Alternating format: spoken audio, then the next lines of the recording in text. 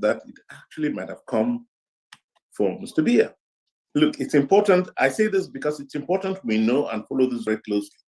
If Mr. Biya is in a position where he's no longer capable of running, where they cannot hide it anymore, he cannot run the country anymore, then there's a serious problem. They're going to want to go by the constitution, and then we might have a situation where Mr. Nyat, the second in line, is called upon to run the country and organize elections. And if Mr. Nyat, who, as is incapable right now, totally, and Mr. Kabayeye is incapable. All the three top people in the country are totally out of any capacity to run anything. So we've got a problem in the country right now, beyond the problem we have of the elections not being, not the results of the elections not being implemented. So there's that. There's also the fact, you heard, you must have heard of the impeachment effort by Olivier Dillet, the professor, who, asked for this to happen, wrote to the Constitutional Council with very clear arguments, and the Constitutional Council made it clear they're totally incompetent to run that. So you wonder why such a council was created. I just want to say that this program is being broadcast on a multiplicity of platforms. It's probably reaching somewhere between 5,000 and 6,000 people. So just so you know that. And finally, I want to say this. Tchiroma is doing very well. President Tchiroma is doing very well. He's working diligently. As a matter of fact, I'm told he's very, very active, I'm told, because, I'm in touch with the team on the ground. He is very concerned about what we all refer to as the Northern Purge. The fact that most of the people being arrested are from the North. I mean, I want to throw this all out so you see what it is that is really driving us to do what we're trying to do. We cannot have a country that acts this way. He will be returning to Cameroon. He will be returning to Cameroon. We're working diligently to have that happen, working on a multiplicity of fronts, the diplomatic front, the legal, and then, of course, the diaspora that we are. We're working to ensure that all of this comes together and Mr. Tchiroma can be in Cameroon in good time. So I want to stop there. I know we're all in a rush.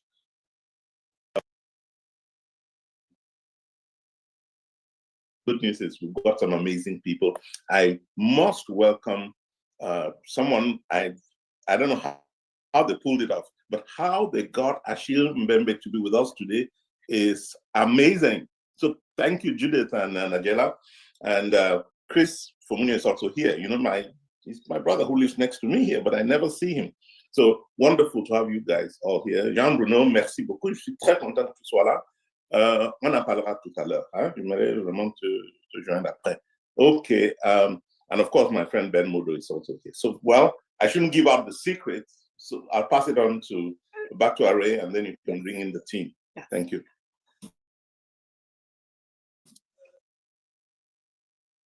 Yes, thank you very much, Eric.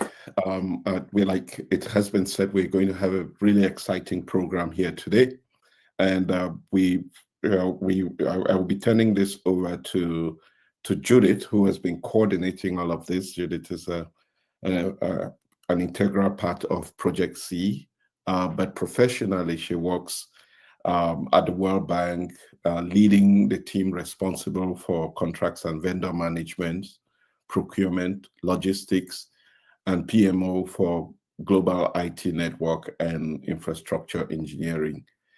Judith holds an MBA from the London Business School, a bachelor's degree in civil engineering from Enugu State University in Nigeria, and a MSc in civil and structural engineering from the University of Sheffield in the UK. She is an MCIPS member of the Starter Chartered Institute of Procurement and Supply.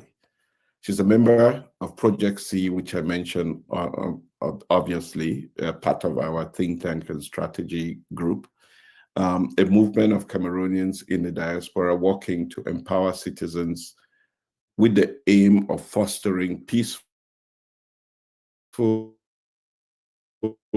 and democratic transition in Cameroon.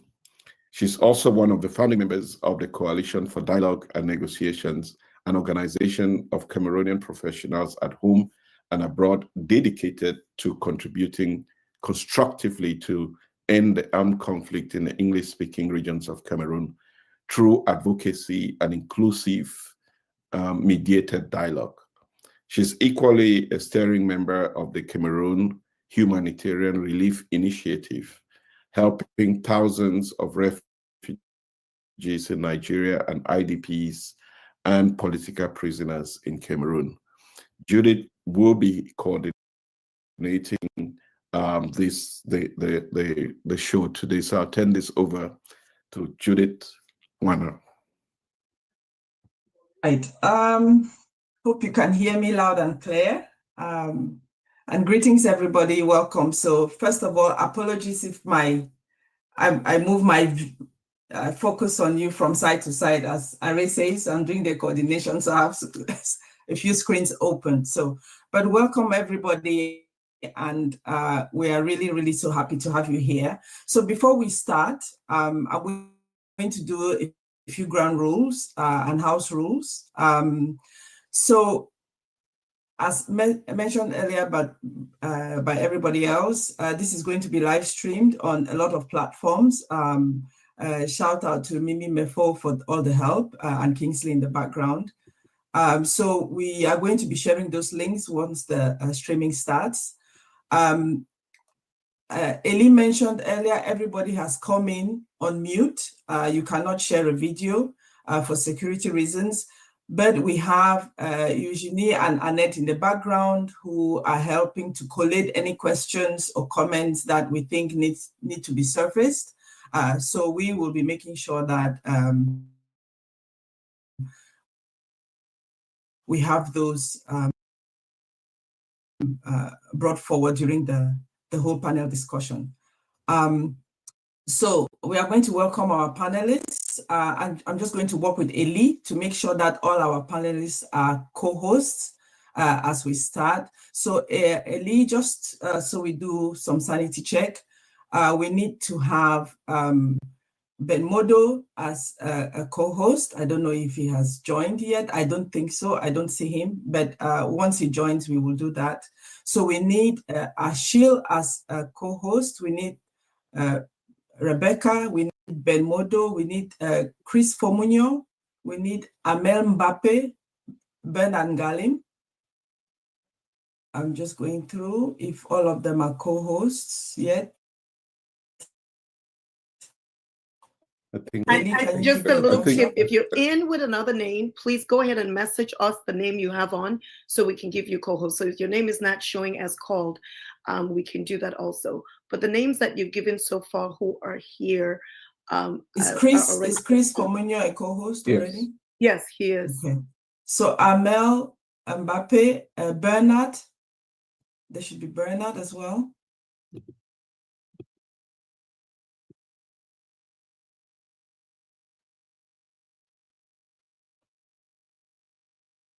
There should be Bernard, there should be Jean-Bruno, and then Nagella and Herman.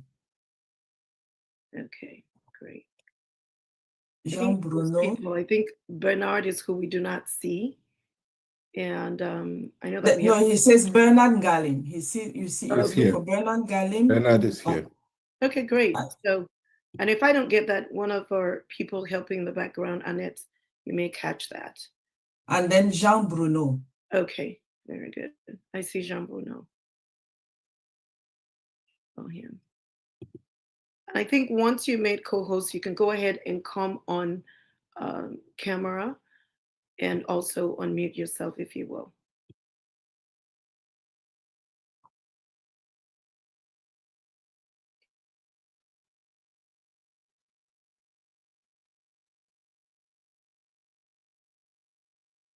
Jean-Bruno and Chris Fomunyoh. I don't think I see them. Chris is already a host, co-host. Okay. So Armelle Mbappe, Bernard, Jean-Bruno, and Chris Fomunyoh. I don't think I see them. Co-host.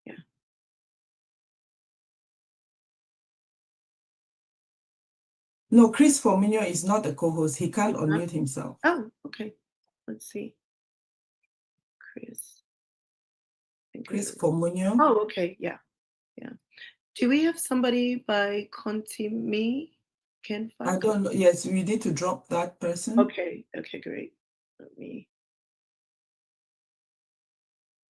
Okay, very good. And then Jean-Bruno. Oh, let's see that. Perfect.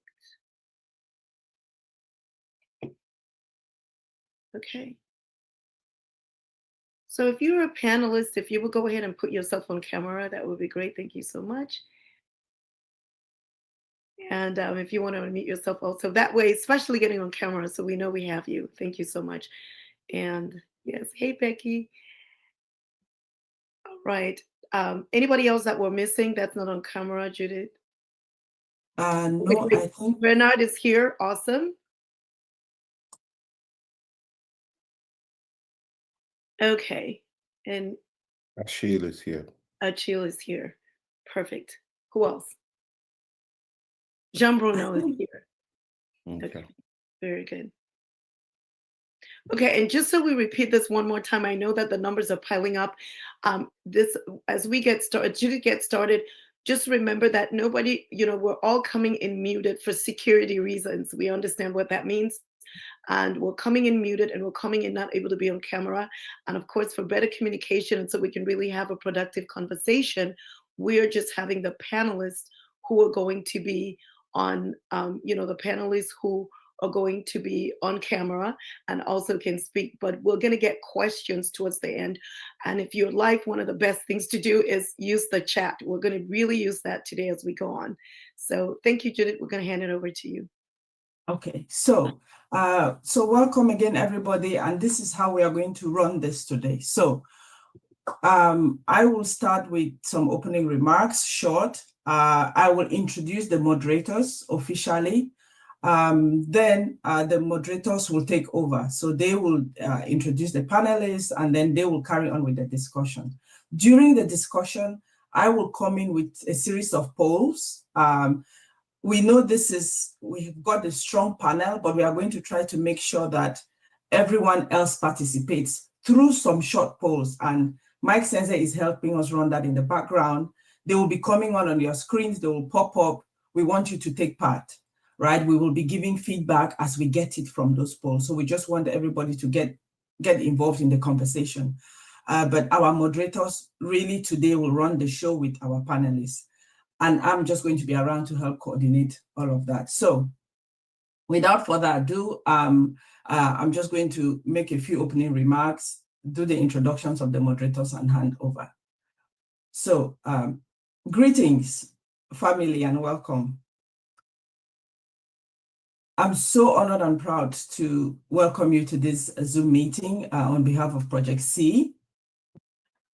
Just a bit of background. Last month, I was on the phone with someone back home and they asked me a question I couldn't answer.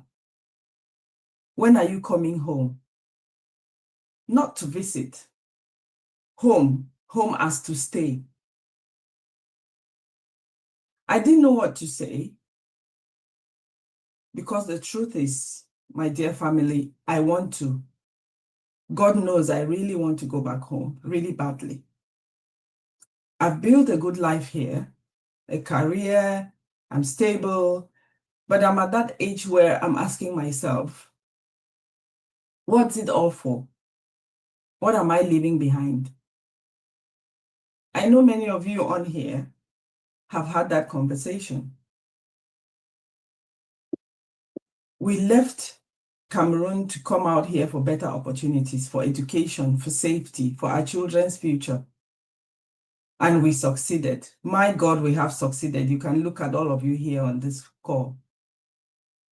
Our children are grown, educated, successful. But here's what breaks my heart. They've never really, truly known home. And we all know it. Our children here in the diaspora with us truly want to go home. We've had those conversations. Our kids truly want to go home, a place where they feel at home, feel safe, call home. You, me, our children are doing well for themselves, good careers, building their lives. But last month, one of my daughters told me something that shook me. She said, Mom, when people ask me where I'm from, I say Cameroon. But honestly, it doesn't feel real. What do I have to show for it? Can I even go there and have a good experience? I remember the last time, and today I see pictures and news of an even more dire situation. We raised our children with the food, the music, the stories, but we've not been able to give them a home to return to and a place where they could build something, invest, contribute. And the painful truth is, I don't blame them for thinking that way. Because what would I tell them to come back to? Crumbling infrastructure? A system where bribes matter more than talent? Where their degrees and skills mean nothing because of whom they know or don't know? We have 4 million Cameroonians living abroad. 4 million. We send home over $400 million every year. But while we're working hard in Paris, London, New York, Washington, the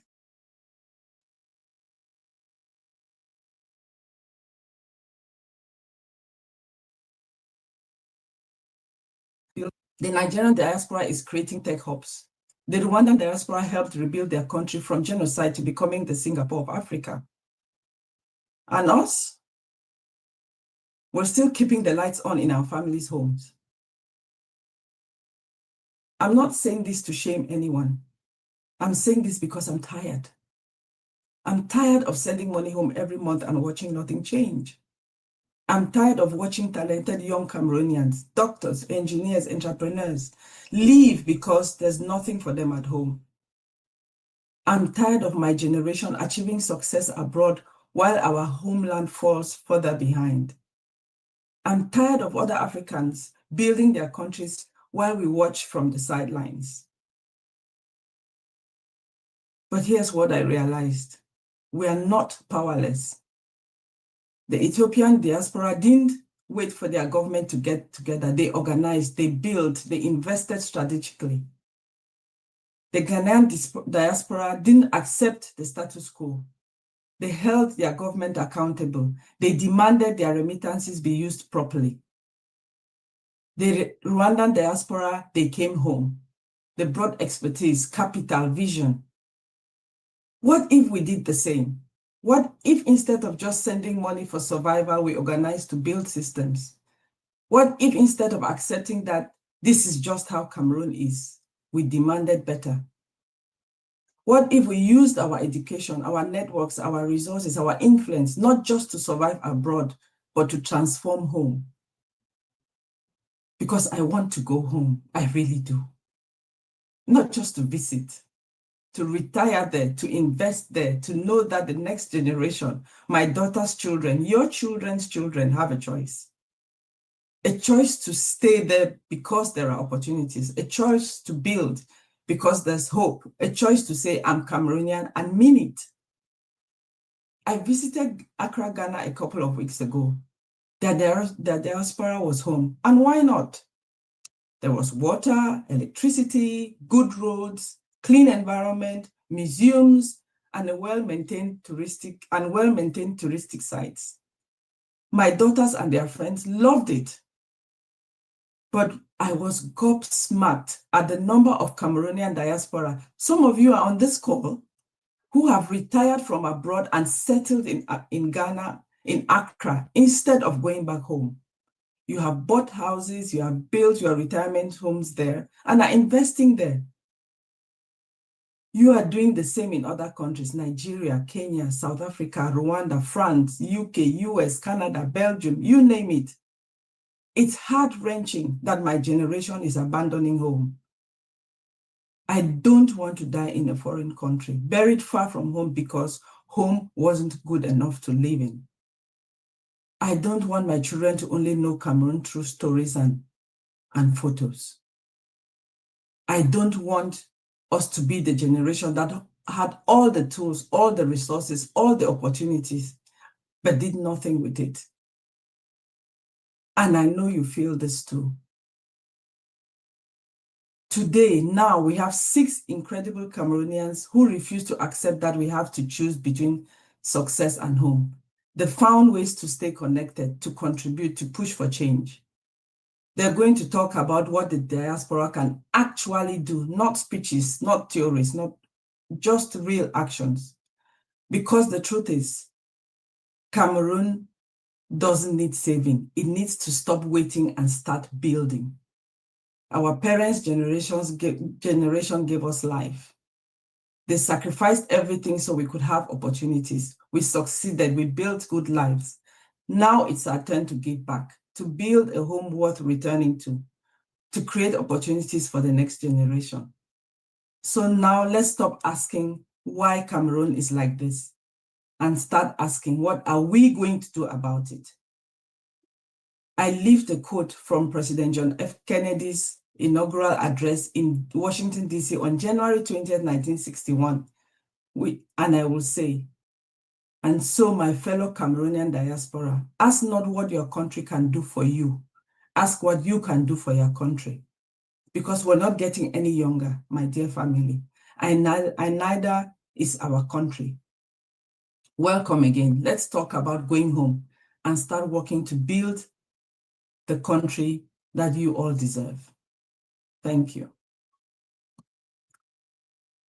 I need to take a break after that. So, without further ado, I'm going to try and introduce our moderators so they can get on with the show. So I'll start with my dear sister, Dr. Nagella Nukuna. She's a global technology stewardship leader at Etoudi Electronics and has following multiple leadership roles at DuPont Electronics in circuitry and semiconductors. Located in Wilmington, Delaware, Nagella is a dedicated wife and mother of 3, author of A Taste of Africa, a wellness enthusiast licensed with pro status in physical training and nutrition. Dr. Nukuna received her PhD from Case Western Reserve University and a postdoctoral fellowship at the Cleveland Clinic Foundation. Among the myriads of awards in the scientific and wellness sphere, Dr. Nukuna is activated by Cameroon's youthful and exuberant future. She prioritizes roles in diaspora activities in developmental projects in Cameroon and remains an enthusiastic ambassador for a better future in Cameroon. I'm going to try to introduce Jean-Bruno. I'll try in French. Donc, je vais essayer de parler en français et on va voir comment ça va se passer. Donc, je suis très, très contente d'avoir Jean-Bruno avec nous aussi ici aujourd'hui. Jean-Bruno Tagne est un journaliste, écrivain et analyste politique camerounais reconnu pour son analyse rigoureuse et factuelle du pouvoir, de la gouvernance et des dynamiques politiques au Cameroun. Professionnel expérimenté des médias, il a occupé des fonctions éditoriales de haut niveau et est apprécié pour son approche posée et analytique des questions nationales sensibles. Ses écrits et interventions s'attachent à décrypter les systèmes politiques, les réseaux d'influence et les faiblesses institutionnelles, ce qui lui confère une forte crédibilité auprès de la société civile, des médias et de la diaspora. J'espère que j'ai essayé pour dire ce que je pouvais dire. Herman et notre compatriote de Project C. Nous avons travaillé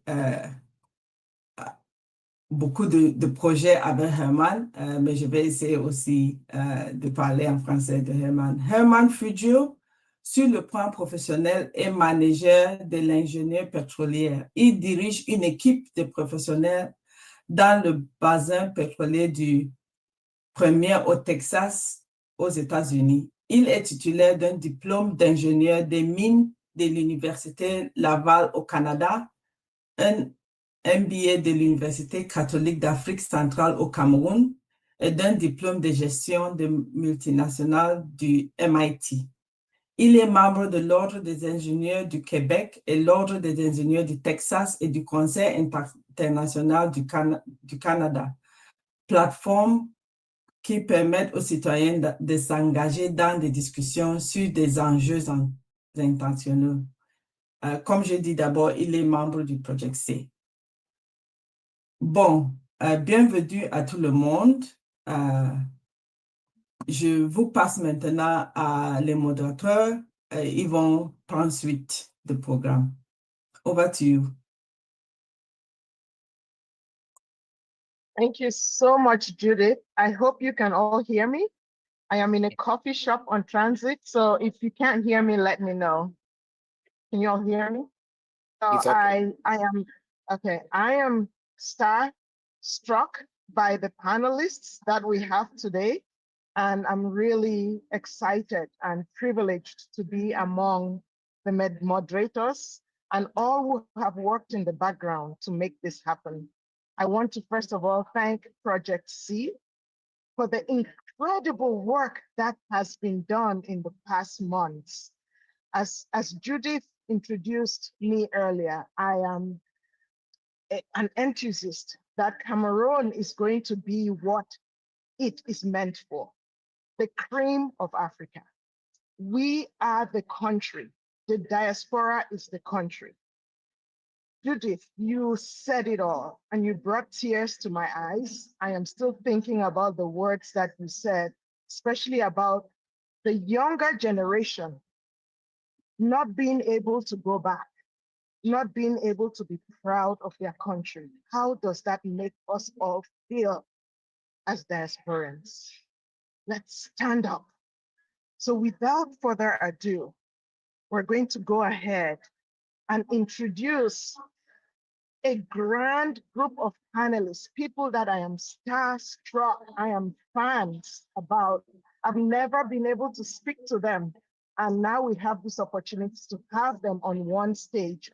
So if you have people who are out there who have seen this flyer and are not on this call today, send it to them. This is going to revolutionize, transform all the work that Eric and Elizabeth and Herman and Judith and Mike Senze, who has been working tirelessly behind the scenes to make all of this happen. Round of applause to everybody. Round of applause to Eric for initiating this idea. For Elizabeth with her passion, for Array with the sacrifices that he has to make. So without further ado, I will go ahead and introduce one of our panelists, or two of our panelists.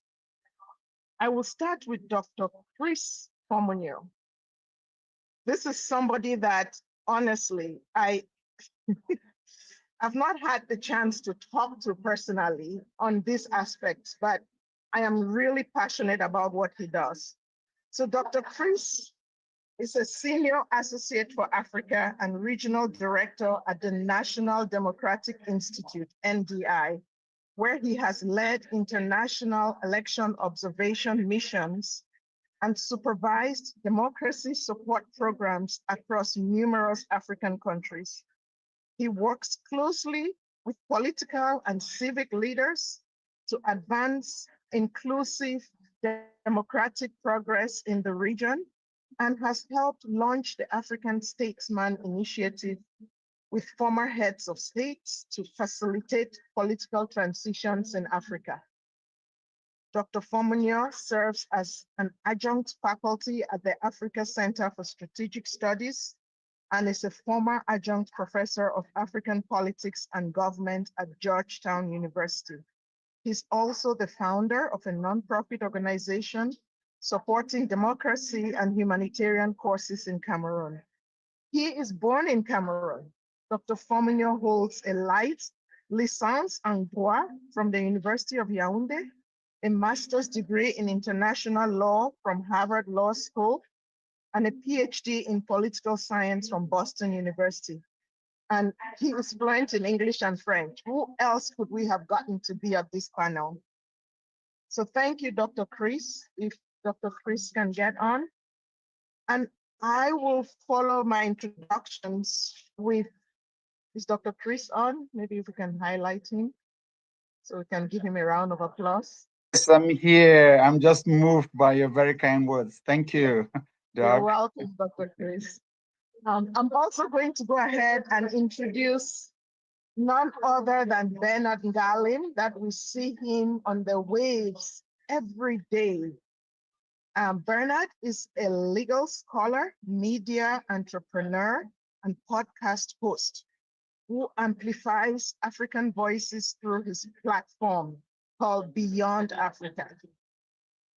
Through thoughtful, long-form interviews and storytelling, he explores the complexities of African identity, development, and the diaspora experience.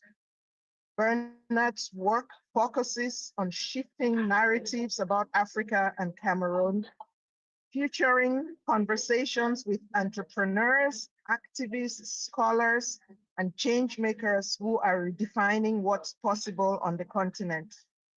He is passionate about creating media infrastructure that challenges defeatist narratives and showcases African excellence and innovation. Bernard uses his platform to facilitate critical conversations about governance, accountability, and the role of the diaspora in Africa's transformation. His podcast, Beyond Africa, has built a significant following among young Cameroonians and Africans in the diaspora, seeking authentic, nuanced discussions about their heritage and future. He brings a communications perspective to understanding how diaspora can effectively engage with and influence developments in their home countries. Again, he's fluent in English and French. These are true Cameroonians. Bernard, get on the screen so we can all smell our roses having you on this panel. Thank you. And I'll hand over to Herman, who's going to introduce our other two panelists. Is Bernard there? Thank you, Bernard. Thank you so much. Thank you so much for the very kind words, Nagella, and I'm happy to be here. Excited to share the platform with the others, Dr. Chris, whom I've interviewed a couple of times, and we are planning more interviews, and Jean-Bruno Tagne, whom I've never met, but happy to be here with you, and Herman, we've had that conversation sometimes, but I'm excited to be here and to share my perspectives on what I've learned and what I hear from Cameroonians. Thank you so much. Thank you. Herman, over to you. Merci Nagella. Bienvenue à tous nos panélistes. C'est un honneur, c'est un plaisir, c'est même une bénédiction aujourd'hui d'avoir certains parmi vous. Ça, il faut le dire. Et nous voulons encore leur dire merci, témoigner toute notre gratitude. La première panéliste que je vais introduire, c'est Armelle Mbappe. Je ne sais pas, est-ce que Armelle Mbappe est ici aujourd'hui? Si elle est là, elle peut juste nous faire savoir. Armelle Mbappe, elle est bien connue, c'est une activiste. Après beaucoup de travail sur le terrain au Cameroun, on ne se le cache pas, elle a beaucoup travaillé sur le plan politique, sur le plan activiste, sur le plan de la mobilisation pour la démocratie au Cameroun. À la dernière élection, elle a été seconde porte-parole du candidat Issa Tchiroma, installé maintenant en Europe. Elle est très active, notamment sur les réseaux sociaux, très active dans les conférences, très active dans tout ce qui porte au changement politique au Cameroun.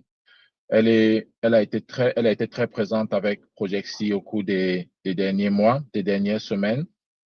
Et nous aurons l'occasion de lui donner la parole pour qu'elle déploie, pour qu'elle développe davantage son activité aujourd'hui, quelle forme l'activisme prend. Mais c'est un grand plaisir de la voir. Et si elle est là, je n'ai pas vu son nom, elle pourrait juste nous le confirmer. Oui, je suis là. Oh, super, merci. La deuxième personnalité que nous accueillons aujourd'hui, c'est... Bon, les mots vont manquer pour le présenter. J'ai la lourde responsabilité de le faire. Il s'agit du professeur... Herman. Oui, maman. Herman, quick surprise. Sorry, I need to interrupt. I'm really sorry I need to interrupt. Okay. I just need Eli. Just hang on. I have somebody on the line that I'm trying to make a surprise. I'm just trying to get somebody on this Zoom. Just give me 1 minute. I'm sorry it's very important, and then you guys will understand why. Okay. I'm just trying to make sure the person is online, and then I'll ask. Right. Maybe President Obama. Eli, if you're I can hear you. online, please can you make Tchiroma 2025 a co-host, please? Whoa. Okay, great. That's a big one. Ça valait la peine d'interrompre, Judith. Merci beaucoup. Tchiroma 2025. Let me see.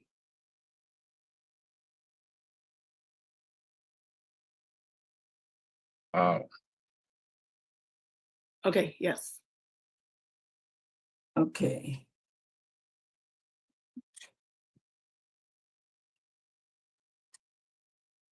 It takes a while to change, so just give us a minute. No, it can take the time it needs.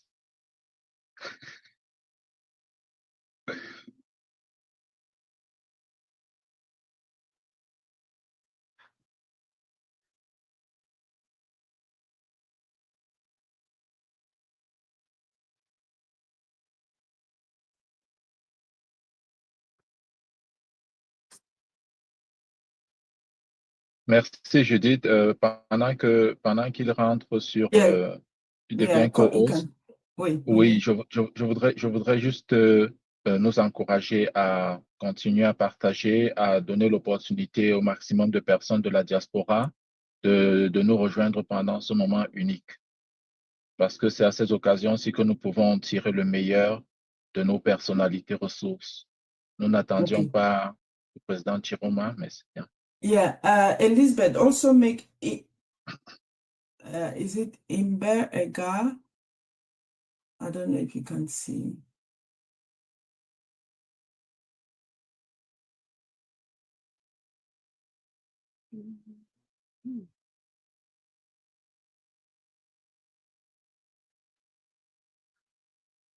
Yep.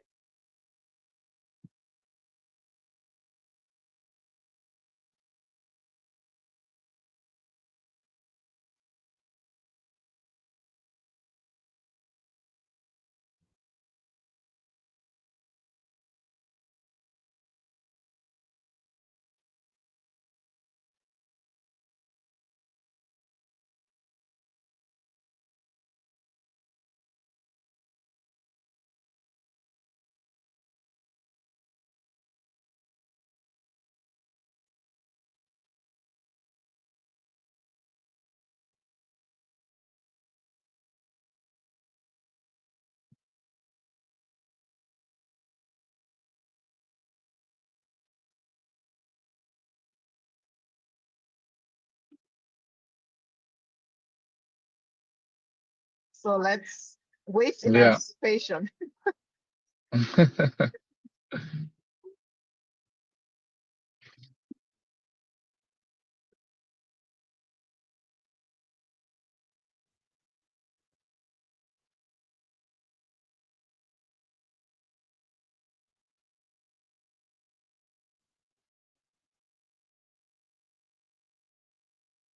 Judith, can you let us know what is going on? I'm on the phone.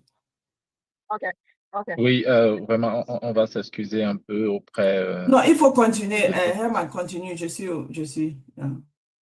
D'accord, merci. On va s'excuser auprès de nos auditeurs. Je crois qu'ils comprennent que ça valait peut-être la peine d'avoir cette petite, cette petite interruption à cause des surprises qui nous arrivent, la surprise de président Tchiroma, président élu, il faut le dire, par les Camerounais, président Tchiroma.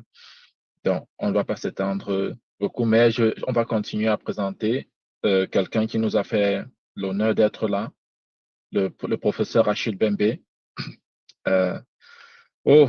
C'est difficile de présenter le professeur Achille Mbembe, hein?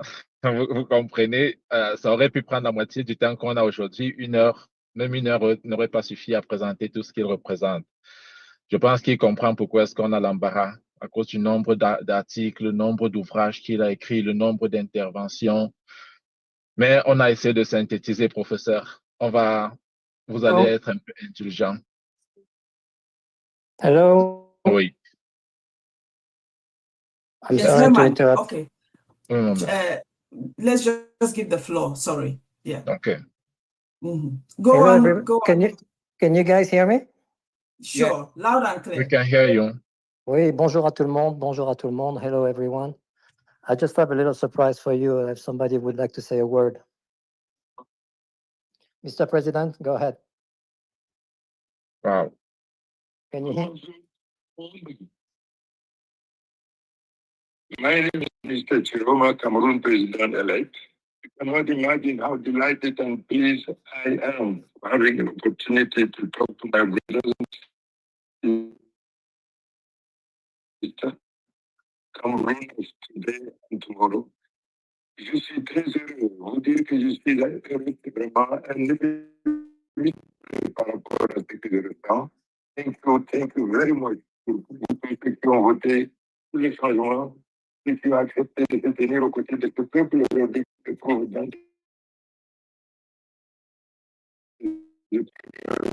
et qui les surmonte tous les jours. Votre détermination, votre soutien aux côtés du peuple, c'est inestimable, c'est inexprimable. Je m'adresse à vous avec beaucoup d'humilité, avec beaucoup de respect, mais vous faites ma fierté. Vous faites la fierté de notre peuple. Parce que le savoir-faire, la détermination, ce sont là des choses qui bâtissent les nations.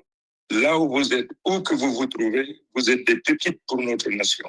Votre contribution pour les changements que notre peuple a voulu, la contribution individuelle, collective, c'est quelque chose de formidable, c'est quelque chose d'indispensable. Et où que vous soyez, et quelles que soient vos occupations, la réhabilitation de notre nation, parce que nous avons un devoir, une mission sacerdotale, de redorer le blason de cette nation qui se trouve aujourd'hui traînée par terre. La diaspora, je compte sur la diaspora, et vous savez, dans mon programme, la première des choses que je ferai, c'est faire en sorte que cette diaspora, qui tient le savoir et le savoir-faire, qui trépigne d'impatience pour venir réhabiliter cette nation, la reconstruire. Dès que je suis à la présidence de la République, la première des choses que je ferai, naturellement, c'est vous donner la latitude, la possibilité de revenir voir votre pays pour retrousser les manches et dire que le Camerounais est un conquérant, we are fighter. Nous sommes des conquérants, nous sommes connus par le monde. C'est pour ça que quand j'ai cette opportunité de savoir que je parle donc, mon Dieu, I was very much delighted, very much pleased. The gift of Cameroon is to be capable of expressing ourselves in both languages, French and English, the most spoken language worldwide. So I made it a point of honor to join you and to speak in a language where you are more comfortable. Comme vous savez, moi, je suis more comfortable in French, but it doesn't matter. If I have to express myself in English, I think that you are nice and kind enough to understand that even though my English is far from being what it should, but my commitment is to say that I will do whatever it takes to be as good in English as I pretend to be in French. Merci beaucoup. Je compte beaucoup sur vous pour la réhabilitation, pour la renaissance. Je voudrais simplement rappeler une petite chose que tous vous connaissez. Vous savez, il y a pas longtemps, j'ai célébré mes 80 ans. 80 ans. Aujourd'hui, j'ai toujours dit le reste de ma vie et que l'Éternel me permette de vivre encore un peu plus, c'est de tout donner à cette nation, à ce peuple. Hier connu, respecté, révéré, aujourd'hui, dont la réputation traîne dans la boue.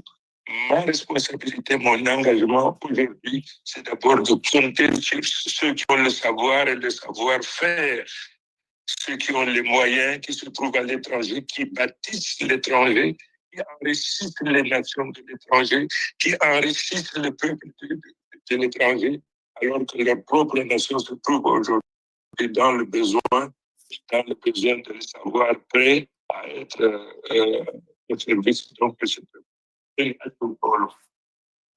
Mon objectif, mes frères et sœurs, couvrir réellement.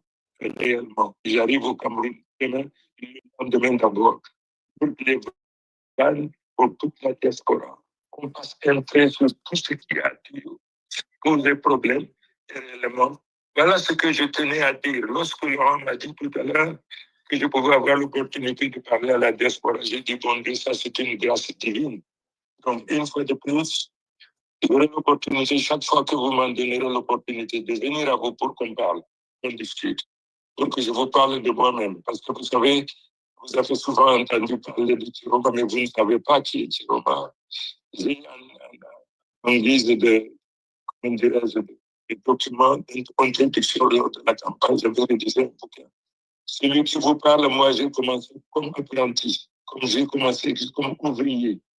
Je suis parti du tout bas de l'échelle pour me retrouver là où l'Éternel me place aujourd'hui. Je suis passé par toutes les étapes de la vie. Je suis passé par toutes les difficultés de la vie. Ce qui fait qu'aujourd'hui, mon objectif, c'est de privilégier l'être. L'avoir et le savoir, c'est des instruments qui doivent être au service de l'être de la vie. On ne peut pas avoir une diaspora prospère intellectuellement, financièrement, comme ce que vous êtes, et puis être des citoyens d'une nation aujourd'hui où on rase les murs parce que quand on dit on est Camerounais aujourd'hui, ça fait honte. Aujourd'hui, vous savez, c'est la violence qui règne dans notre pays. Un homme de 93 ans, après 43 ans d'échec, de faillite et tout, s'organise encore par la violence, par la force, à se maintenir. C'est-à-dire que la volonté du peuple ne compte plus aujourd'hui. Il est en train de montrer au monde qu'on peut s'asseoir sur la volonté du monde. Parce que si on est fort, on a des armes, on a des fantassins, on est capable de faire tout ce qu'on veut. Nous, les Camerounais aujourd'hui, nous le rejetons. Que se trouve la diaspora, vous allez bâtir cette nation. Nous avons l'économie du savoir, vous la détenez. Le savoir, vous l'avez. L'avoir, vous l'avez. Venez investir dans notre nation. Nous allons créer ces conditions-là. Une fois de plus, je voulais simplement m'introduire et vous dire que je suis très heureux. Merci de m'avoir écouté. Je l'ai fait avec beaucoup d'humilité. Excusez-moi, acceptez mon humilité, mais je ne pouvais pas m'abstenir d'éclater de bonheur, de joie, que de savoir que je parle à des hommes et des femmes de qualité, amoureux de leur nation, et à leur donner le meilleur pour garder l'honneur de notre nation. Nous sommes une très grande nation.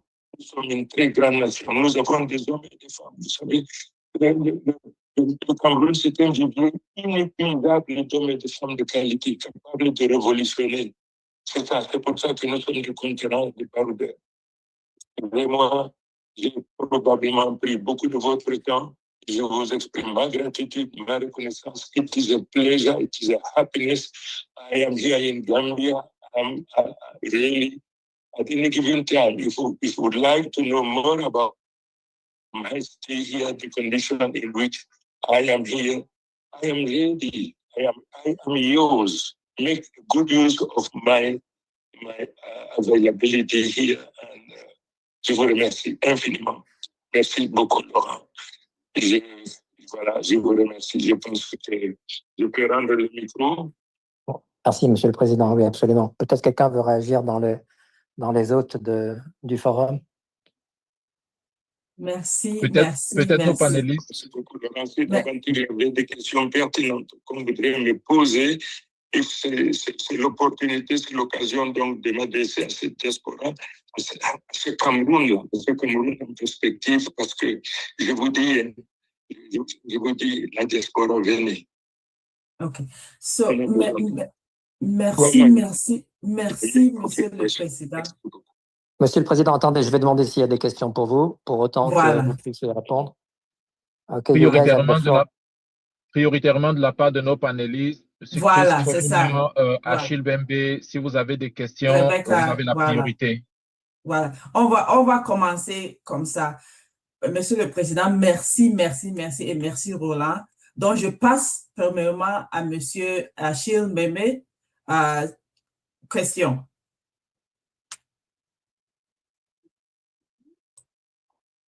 Professeur, je vous écoute.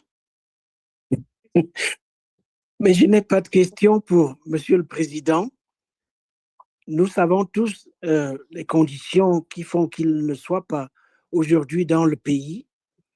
Je voudrais lui souhaiter tout ce que le peuple camerounais lui souhaite, la sécurité pour commencer, et la santé et l'engagement dont il a fait preuve lors de la campagne électorale, qui a été récompensé par ce que nous savons tous. Nous comptons sur lui pour nous faire sortir de ce très mauvais pas dans lequel le pays se trouve en ce moment. Et je voudrais lui apporter tous les remerciements et la gratitude de ceux d'entre nous hors du pays qui espèrent qu'un jour notre pays retrouvera toute sa grandeur. Merci beaucoup, Monsieur le Président. Merci beaucoup, professeur. Alors, je voudrais vous dire une chose avant que vous ne preniez la parole. Je vous ai connu à New York en 1991. Je venais d'être libéré de la prison et j'étais invité par le NDI, je crois, et j'étais un human rights activist. C'était Madame Cook qui était ambassadrice au Cameroun et c'est à cette occasion que j'ai eu le privilège de vous rencontrer à New York pour la première fois, professeur. Je sais que ça fait très longtemps. Oui, quand on m'a dit qu'on me parlait, j'ai dit qu'il faudrait que je rappelle cet épisode-là. Moi, en tant que human rights activiste, on m'avait invité aux États-Unis pour aller visiter les prisons, pour aller visiter les palais de justice, pour rencontrer des gens. Bref, voilà dans quelles circonstances, pour la première fois, j'ai eu le privilège de vous connaître, professeur. Merci beaucoup pour tout ce que vous avez dit. Vous êtes bien aimable. Que l'Éternel vous protège et continuez à amasser le capital savoir et surtout votre disponibilité que vous mettrez probablement au service de notre nation. Merci beaucoup. Et merci, Monsieur le Président. Je m'en souviens comme si c'était hier. Bon. Merci. Merci, Prof. Dr. Chris? Yes, Your Excellency, this is Chris.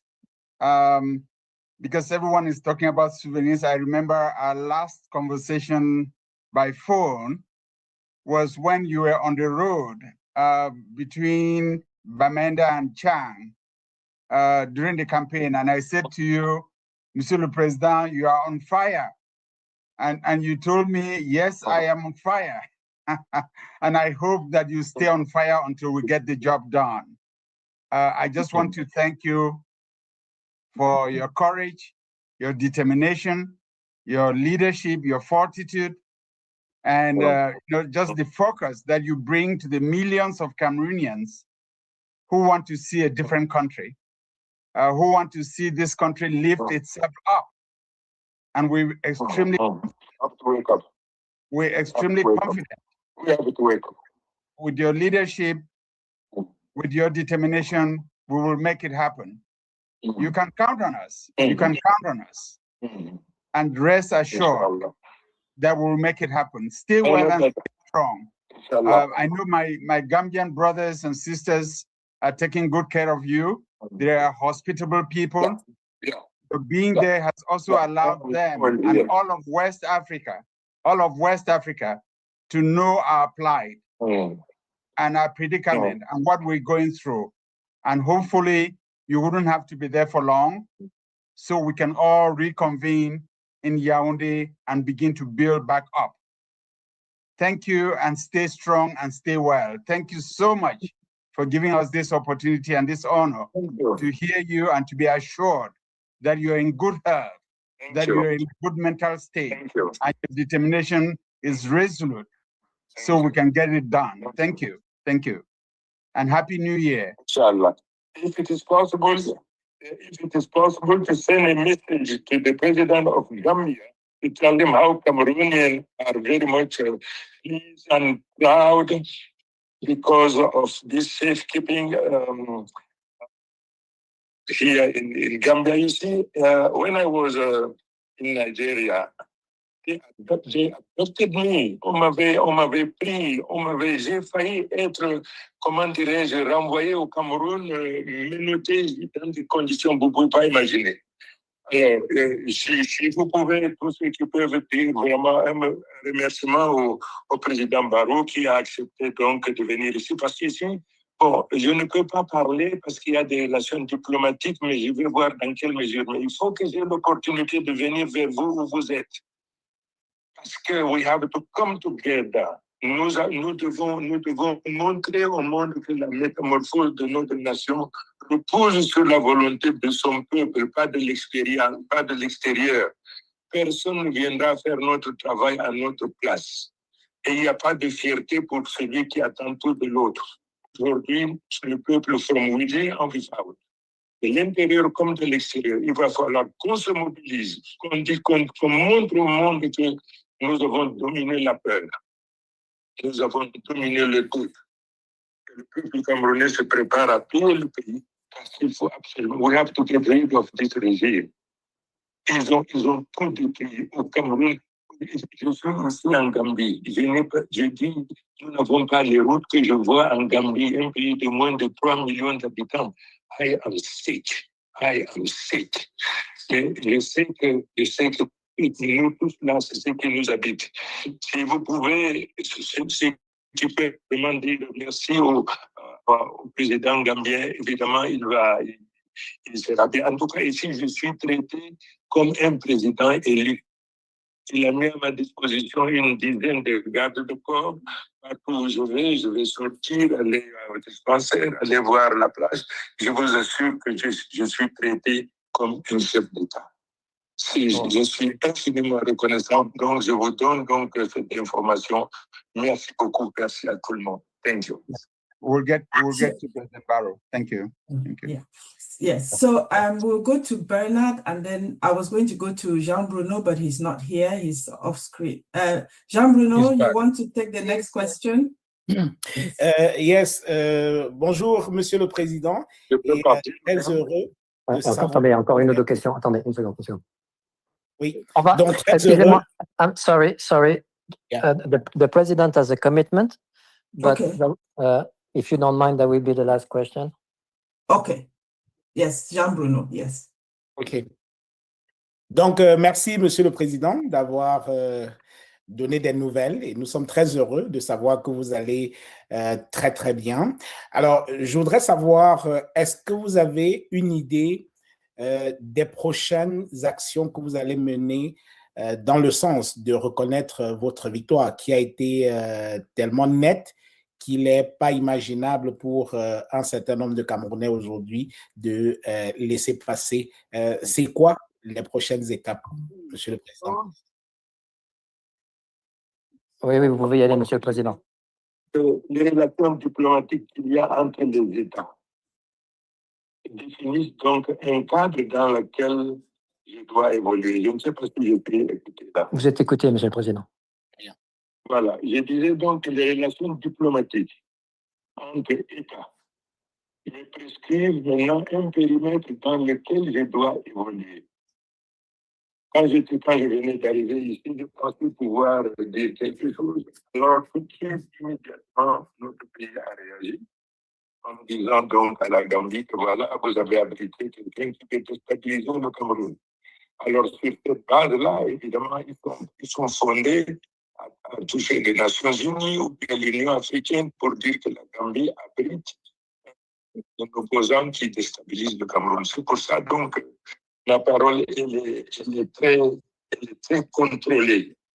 Mais je vais voir la possibilité, si un jour je peux avoir la possibilité de sortir, préparez-vous là où vous êtes, où je pourrais trouver, bon Dieu, le bonheur de vous retrouver pour que nous parlions.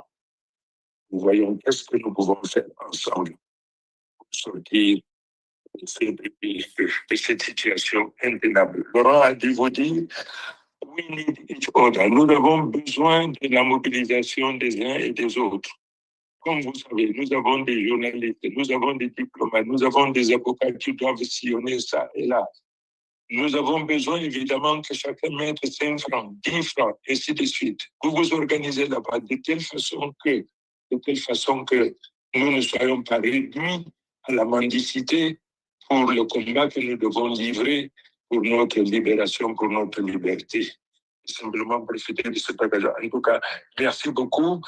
Alors, je vais voir dans quelle mesure pourrais-je m'exprimer davantage, je le ferai. Mais il y a mon porte-parole, Madame Maître Alice Comte, qui fait le boulot merveilleusement bien. Et ça fait que chaque fois que vous aurez besoin de moi, même dans le cadre d'un forum, appelez-moi, moi je vais vous écouter. Mon programme, vous le connaissez, mais mon programme, ce sera votre programme. Parce que nous sommes dans le monde qui est développé aujourd'hui par le savoir. L'économie du savoir aujourd'hui, c'est ce qui domine le monde. Et la diaspora, vous êtes en plein. Vous êtes en plein. On m'a dit la dernière fois, tous les Africains qui entrent à l'école polytechnique de Paris, chez 14 sont camerounais, ainsi de suite, dans toutes les grandes écoles. Moi-même, je suis ingénieur mécanicien, je suis ingénieur de formation. Donc, nous sommes une nation de hommes de très grandes valeurs. Mobilisons-nous pour que le Cameroun surprenne tout le monde avec la rapidité avec laquelle we are going to reform our economy to bring together the nation. Vous savez ce qui m'a fait le plus plaisir, et là j'ai fini. Je vais à Bamenda, je vais en décapotable, sans garde de corps. Je fais mes meetings, je fais le tour, je dis bien en décapotable. Je vais à Boya, en décapotable. Je vais à Limbe, en décapotable sans protection. J'ai compris ce que veut la santé, c'est ce que je veux, le fédéralisme là. J'arrive au Cameroun le lendemain, je vous fais venir tous mes frères et sœurs pour voir comment est-ce que nous allons, par la détermination de notre engagement, par la force de notre caractère, par le courage, insuffler d'abord ce courage à nous-mêmes, à tout le peuple, et puis nous mobiliser la métamorphose de notre nation. Je vous remercie beaucoup, mes frères et sœurs. Que l'Éternel vous bénisse tous. Continuez à unir nos cœurs et faire en sorte qu'on se retrouve chaque fois que nous en aurons besoin. Je vous remercie infiniment. Thank you very much. Thank you. Merci, Président. Merci beaucoup. Thank you so much. I think, thank you. Judith, let me just interrupt for 1 minute. 1 minute. Yeah. This is a moment for Eric to acknowledge this moment. Yeah, so I want to go back. Nagella, I hear you very well. So I just want to make sure Laurent finishes. If Laurent has anything to say, then we come back to Eric. I wanted Laurent to no, I'll get back to you. I think we should all say goodbye to the president for now. Yeah. As he said, he's making himself available, should you guys need, specific things, but, he insisted on talking to you and letting you know that he's very much connected. Quant à la question de Jean-Bruno, on va y revenir, mais vous comprenez que le président doit s'exprimer par certains canaux. Voilà. Monsieur le Président, on vous libère. Merci infiniment pour votre temps. Merci. Au nom de tout le monde, Monsieur le Président, je tiens à vous remercier.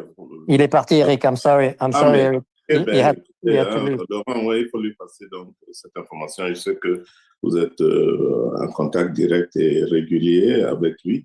On était vraiment contents et je tenais donc à le remercier au nom de tout le monde. Let me hand it back to you, Nagella. Thank you.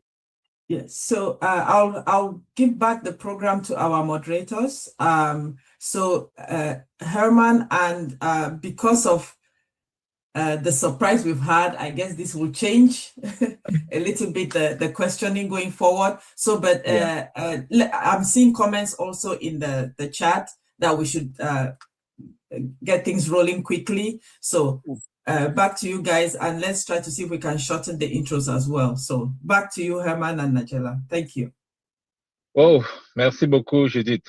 S'il y avait une option kidnapping, on allait kidnapper le président pour qu'il ne parte pas, qu'il reste encore un peu, mais bon, on va attendre. On continue avec c'était un échange lunaire, hein, c'est difficile de revenir sur la Terre, vraiment. Donc, on va continuer avec la biographie du professeur Achille Mbembe. Je disais, c'est très difficile de le présenter, mais à cause du temps qui nous tient, on va devoir y aller. Achille Mbembe est professeur, c'est l'un des principaux intellectuels publics et théoriciens politiques qu'on connaisse en Afrique. Il est professeur de recherche en histoire et politique au Wyeth Institute of Social and Economic Research, WISER à l'Institut de Witwatersrand en Afrique du Sud, à Johannesburg exactement. Donc, ses travaux ont été vraiment révolutionnaires sur les études postcoloniales, la nécropolitique, la condition africaine, et ont énormément influencé la recherche universitaire à l'échelle mondiale. Il faut préciser que ces travaux sont traduits en 17 langues. 17 langues. Ça, c'est quelque chose de... on n'a pas beaucoup de mots pour ça, pour un compatriote comme ça. Donc, le professeur Achille Mbembe est l'auteur de plusieurs livres. L'un des principaux, c'est de la postcolonie, critique de la raison noire, la nécropolitique. Peut-être qu'il aura l'occasion de nous en parler. On a vraiment, vraiment beaucoup à apprendre de lui. Il a occupé des postes de prestige comme enseignant à l'université Harvard, Duke University, Yale University, l'Université de Californie à Berkeley, pour ceux qui connaissent ce que ça signifie, ce genre de nom. Il est né au Cameroun et il a obtenu un doctorat à l'Université de la Sorbonne à Paris. Il a reçu de nombreux prix internationaux, dont le prix Geschwister-Scholz et le prix Ernest Borg.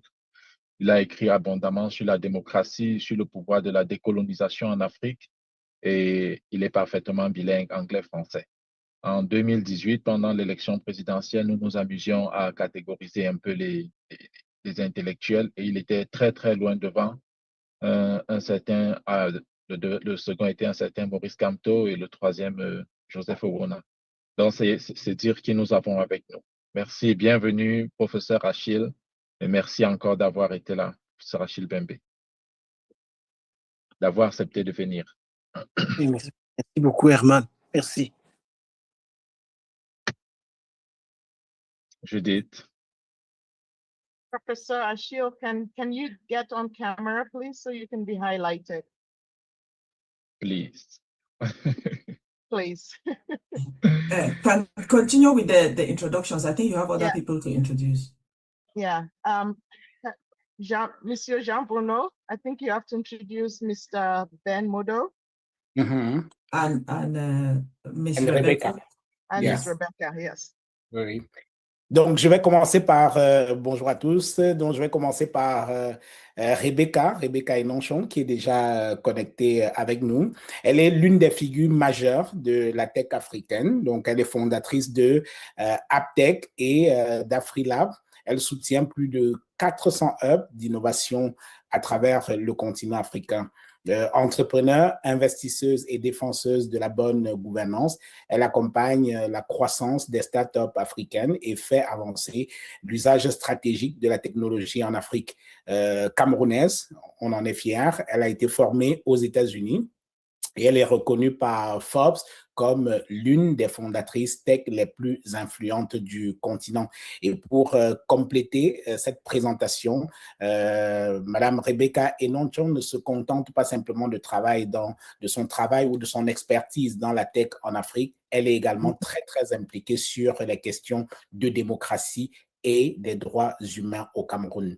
Alors, s'agissant de Ben Modo, il est entrepreneur et activiste qui a construit des structures concrètes pour soutenir la transition démocratique au Cameroun.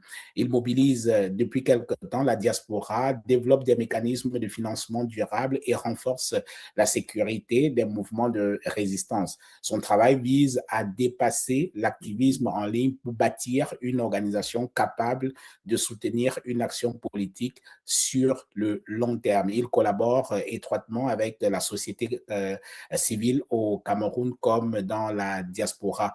Ben Modo, pour ceux qui ne le connaissent pas, est très très présent dans les réseaux sociaux, très disponible pour les médias camerounais qui ont encore le courage de pouvoir solliciter ce type de personnalité. Voilà. Okay, just a quick interlude to Eli. Please make Ben Modo and Armelle Mbappe co-hosts.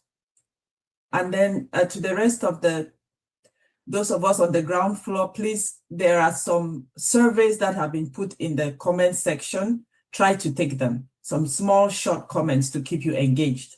So Eli, please, let's do Armelle and Ben Modo as co-hosts. And then back to you, Nagella and the team, sorry. Thank you so much. Wonderful panel. So we're going to go ahead and start the questions. And Herman, I know we had this organized, but I'm going to interject now following President-elect Tchiroma. I think the most specific question would go, first of all, to Dr. Fomunyoh. And so, Dr. Fomunyoh, as I said, we're fan-struck. You've observed elections across Africa for decades. You know what happened in October 2025? Walk us through what you documented. And we want it to be as non-sanitized as possible so we can all observe the truth and put our heart and soul into what we also experienced. What really happened? And why did the international community look away? That question is for Dr. Fomunyoh. Yeah, well, thank you very much, Nukuna, for that very... Nagella, let me say it. Nagella. Hi, Doc. Thank you very much for those very pertinent questions. And let me first say, how delighted I am to be on today's program. This has been long overdue. So I owe Eric and Are and Judith and Rebecca and all of Elizabeth, all of the people who've been on the ground floor of Project C and who've been holding these conversations since even before October, and who have kept the lifeline to the rest of the Cameroonian people. I owe you all an apology for being late in the process. But I've been active in my own way. I've been sending positive vibes in my own way to keep the momentum going.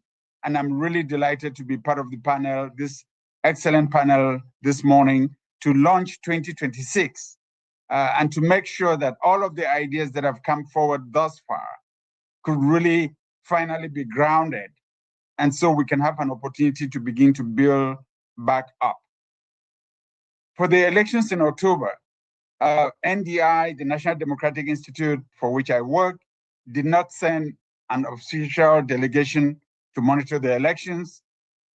And so I couldn't speak with my NDI identity on the elections that prevailed because we didn't observe them.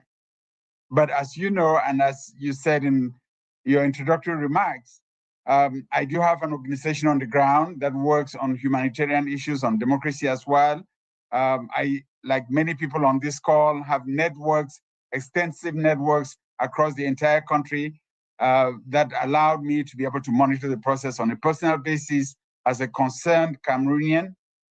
I do have civil society organizations that also depend on my support that were very engaged in the period leading up to October and that stayed engaged through that whole electoral process and even in the post-election period. So I can speak very confidently about what happened. because what happened in October 2025 is more than anything that we've seen with regards to stolen elections in Cameroon.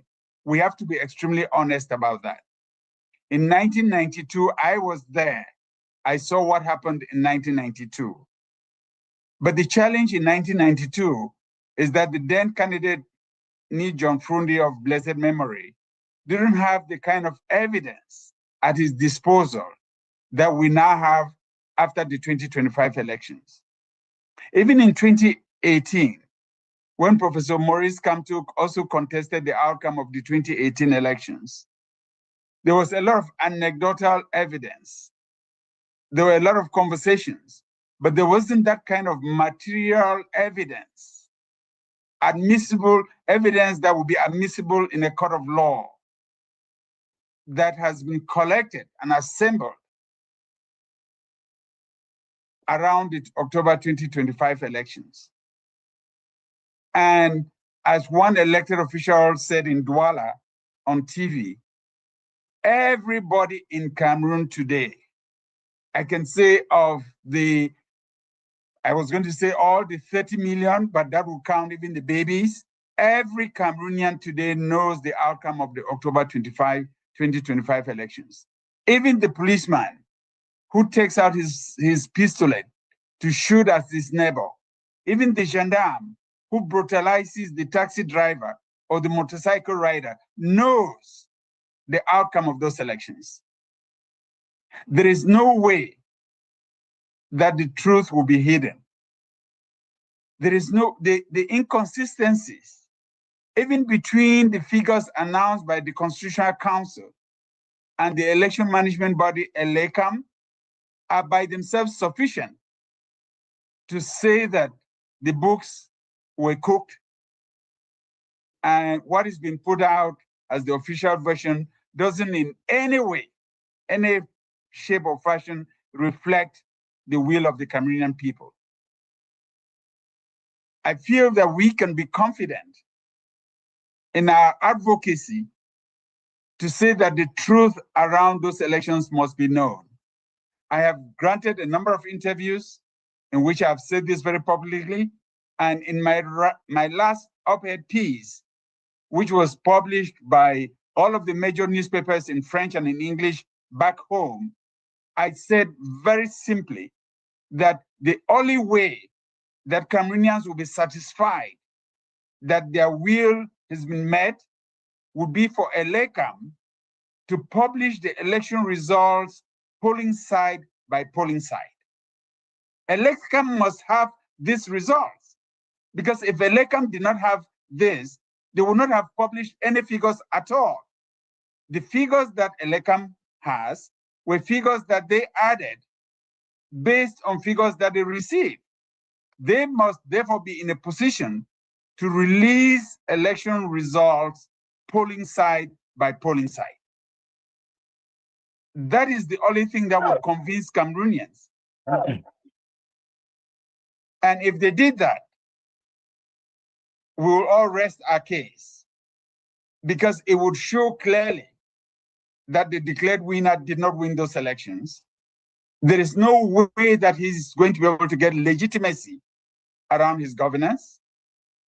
There is no way that any other foreign government dealing with the present actors in Yaoundé would take them seriously, because a government built on shaky legitimacy cannot survive.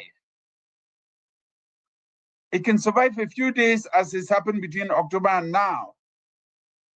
But as long as the citizens don't recognize that legitimacy, it may be gone by next week or by the next 2 weeks.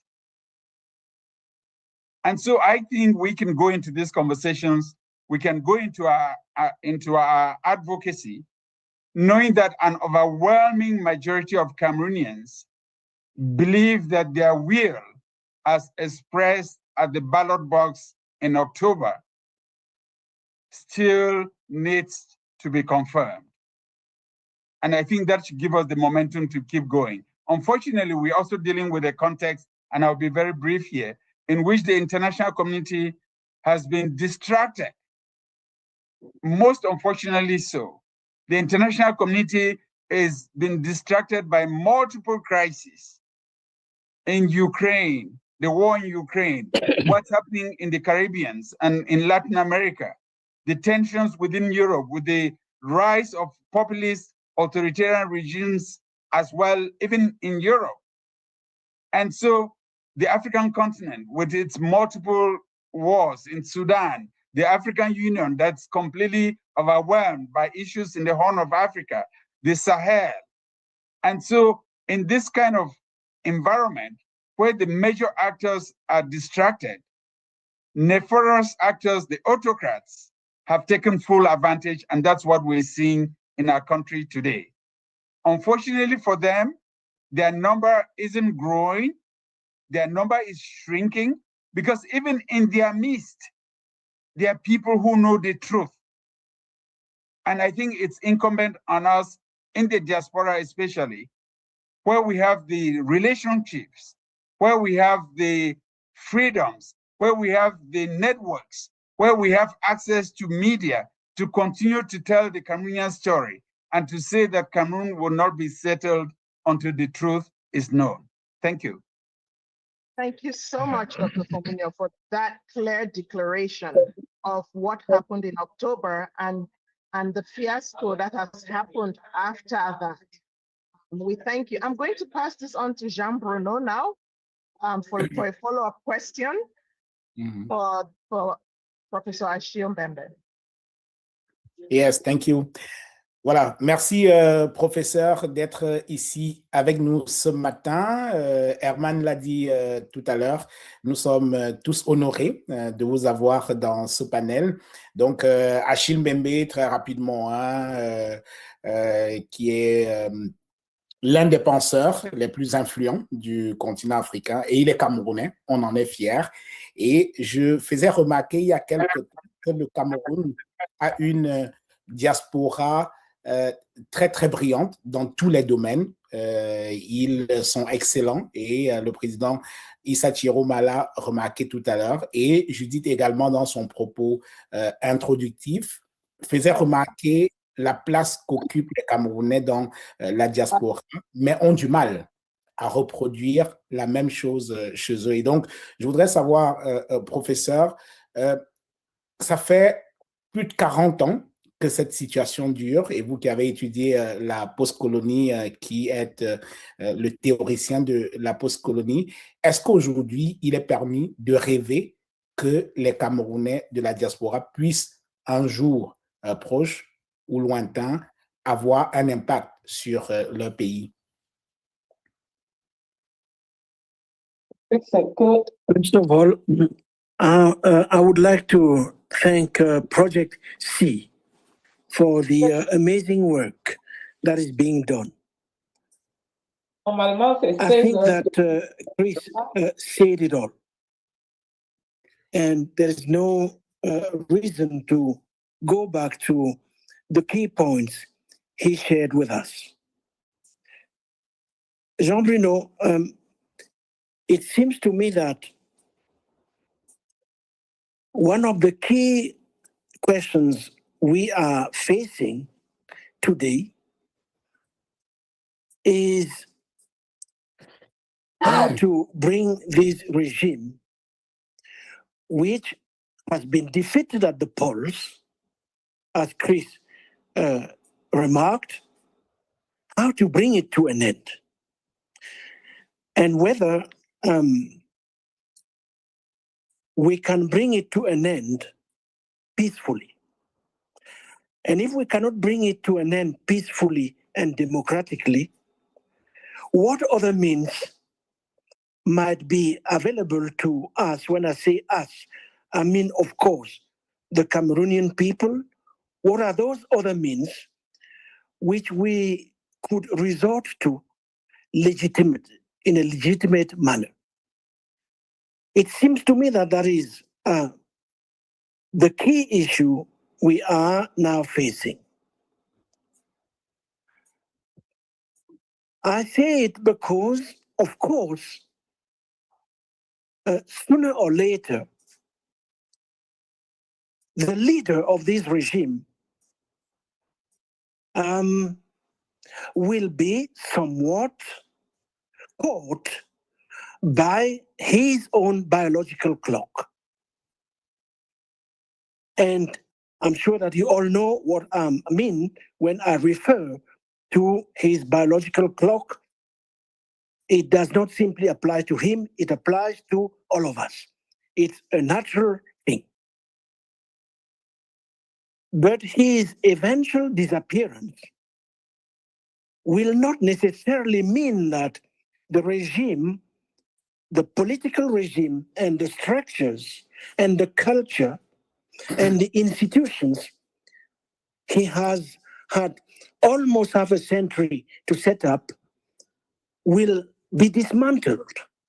So we have to make this distinction between the individual and the regime he has put into place, which is, and this is very clear, increasingly supported through coercion and repression and through corruption. The two means by which this regime, which has been there for 43 years, is still able to subjugate our people. So it seems to me that that is the key issue. And whether President-elect Bakary Tchiroma comes back to Cameroon or not will depend on the answer to this strategic question. So you're asking me whether the diaspora can play any role in this stalemate and in this predicament. I think we all agree that maybe more than ever before, the time has come for the diaspora to intervene in a forceful manner, by which I mean to gain a voice. And to gain a voice through, I would argue, two means. One, to position itself as a key actor in preparing for the transition and the reconstruction of the country, which will necessarily come. When, I'm not sure, but we have to be ready for the transition, for what comes after, by providing therefore expertise, because that is one thing clearly we do have. We do have economists, we do have legal scholars, we do have experts in technology, we have people who are good in finance, artists. We have to mobilize that know-how and that expertise, and President Tchiroma himself was alluding to it not so long ago, at least in the introduction he shared with us. But we also have to keep mobilizing other types of resources, two in particular, material and financial resources, because these cost money, and diplomatic resources. And here I'm sure that a lot can be done.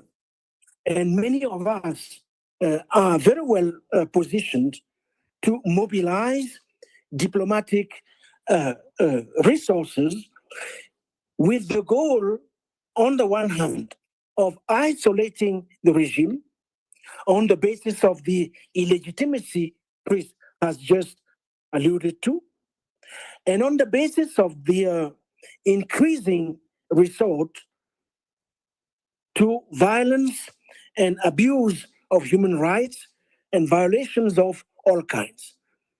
I'm not going further on this matter.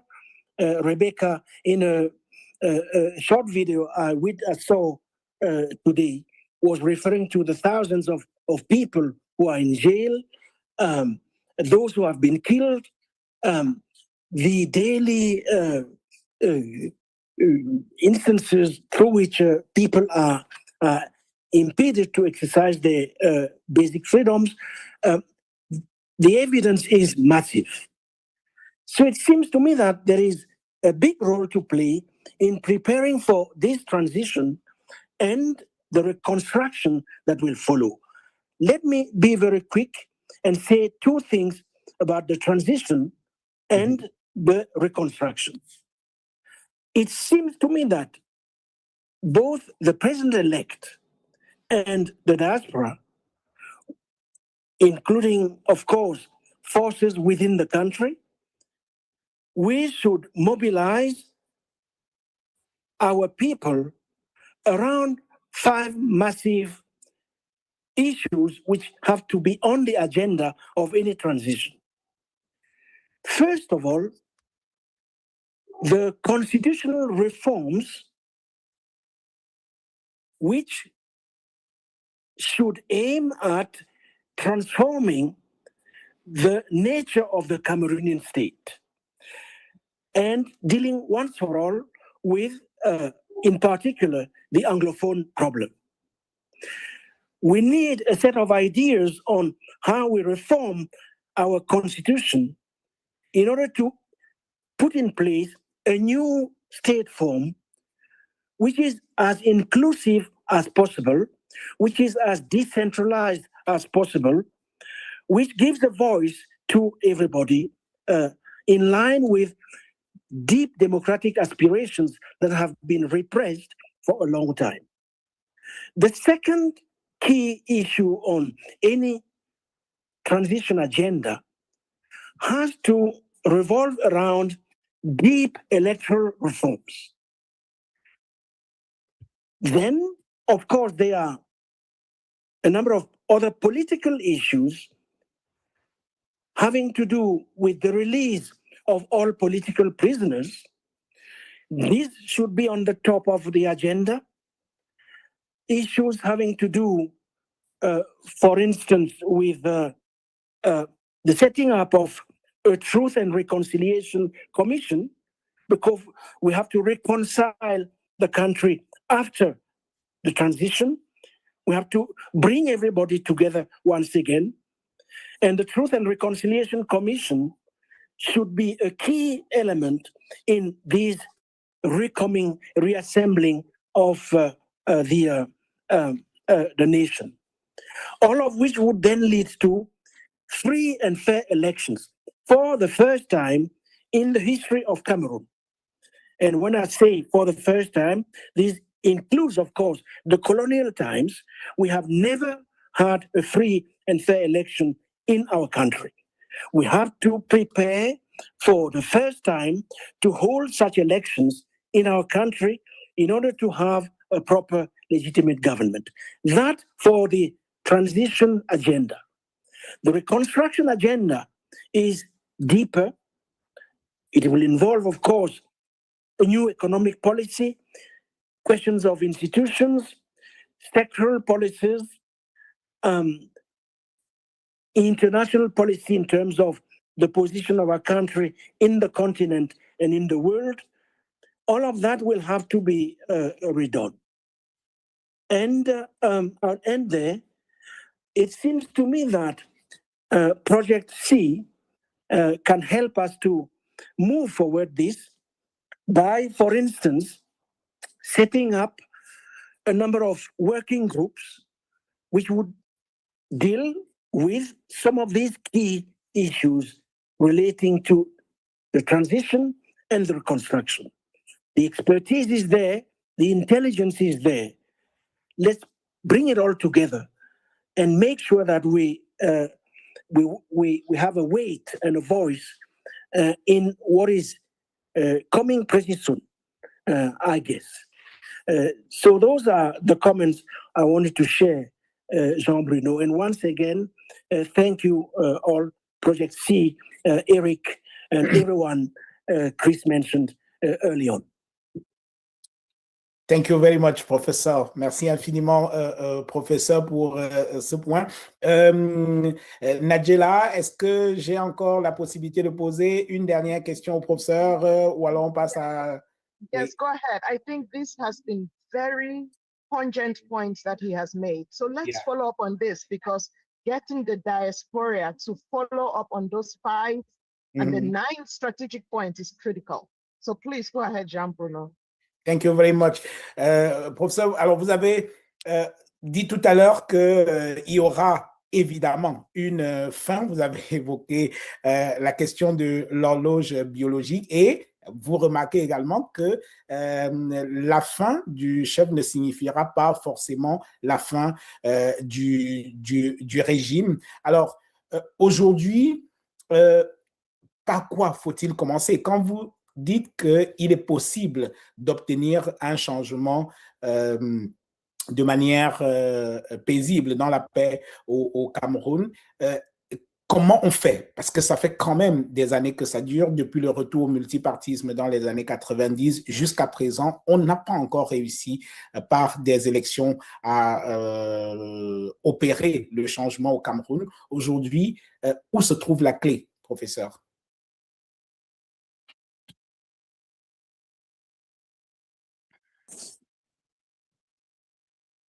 Je suis désolé parce que je n'arrivais pas, Jean-Bruno, à vous entendre bien, donc j'ai dû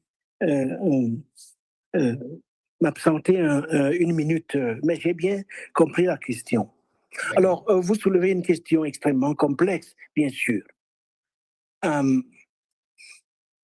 Peut-être 2 ou 3 éléments de réponse. Le premier élément de réponse, je crois que c'est le président élu, Issa Tchiroma, qui lui-même y a fait allusion. Chris aussi d'ailleurs, lorsqu'il a évoqué la situation internationale actuelle. Il faudra compter sur nos propres forces. Personne ne le fera à notre place. Et donc, c'est entre nos mains. Je crois que c'est le tout premier principe. Alors, si c'est entre nos mains, eh bien, il faudrait que nous arrivions à relancer les mobilisations sociales. En sachant très bien que, il ne faut pas se le cacher, que des vies seront perdues. Ils vont tuer des gens. Ils en sont capables. Ils l'ont d'ores et déjà démontré. Combien pourront-ils tuer avant que, quelque part, cela ne fasse scandale dans la conscience internationale? Cela dépendra de notre travail diplomatique. C'est pour cela que je suggérais tout à l'heure que une des tâches de la diaspora, c'est d'accentuer le lobbying pour qu'on arrive à isoler le régime et au besoin à obtenir un certain nombre de sanctions ciblées. Cela est possible, à condition évidemment que nous y travaillions intelligemment et que nous puissions mobiliser les réseaux dans lesquels les uns et les autres nous sommes impliqués pour que nous puissions mutualiser ces réseaux.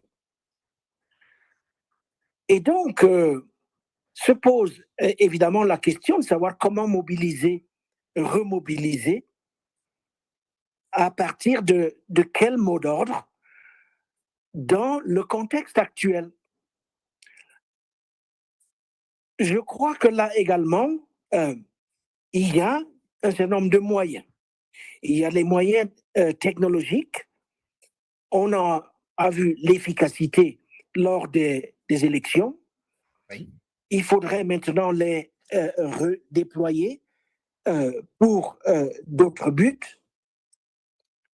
Je crois qu'il y a un travail de long terme à effectuer en termes de formation et d'éducation politique de nos gens. Et il y a évidemment tout un travail politique à faire en termes de recréation d'une conscience nationale, par-delà, disons, les identifications ethniques et régionales. Mais vous me direz, Jean-Bruno, que tout cela est bien théorique. Je ne le pense pas. Je pense qu'il est possible, en tout cas pour nous autres qui vivons à l'extérieur, de nous organiser plus librement et de peser effectivement sur ce qui est en train de se passer. Merci beaucoup, professeur. Et effectivement, le point sur les ressources diplomatiques que vous avez évoquées dès votre première prise de parole, qui vont permettre de mettre un peu la lumière sur ce qui se fait au Cameroun. Et vous avez évoqué deux leviers sur lesquels le régime s'est appuyé jusqu'à présent pour s'accrocher au pouvoir et pour s'éterniser: la répression et la corruption, dont deux éléments essentiels dans la perpétuation de ce régime. Nagella, one last question for Prof. Mbembe. Jean-Bruno, just because of the time, maybe we can put it in the chat so we can engage all of our other panelists. Okay. Yes, but great points from Professor Mbembe. You know, it's the one that really touched me was how we have to educate our youth to understand the political implications of everything that has happened. That's critical. So I hope we can jot down all those points and really strategize on how we have to get the diaspora engaged. So we're going to move on now to both Rebecca as well as Ben Modo to change the conversation a little bit. So I want to start with Ben Modo. Mr. Ben Modo, you're not just talking about reform. You're talking about building a resistance movement. That's different from hoping for change. What does resistance infrastructure actually look like? What are the building blocks? How are you engaging your followers? And what are the building blocks that we need that don't exist yet? And I'm speaking in terms of the diaspora. Mr. Ben Modo, are you there? Yeah, I'm here, Nagella. Now, what do we know? We know that Mr. Biya has been in power for 43 years. We know that he's not done any power sharing and that he controls his system. He's been there for 65 years. So he controls everything. He controls everyone. We also know that no regime, no political system can maintain fairness and justice without checks and balances. So if you are in a situation where someone controls everything, here's the, I don't want to say that because I'm a Christian. You know, I wanted to say Almighty, that he's not the Almighty. He wants to do things as the Almighty. So in the context of Cameroon, he is the man who has all the powers. And Eric can testify of this. You know, he once told Eric that if he wants, you know, if he just needs to shake his head or move his head and things happen. So we are talking about a man that controls his system. He controls his country. Nothing we can hope for. Nothing there is nothing that can be done to him. He's the most powerful personality in his system. That we know.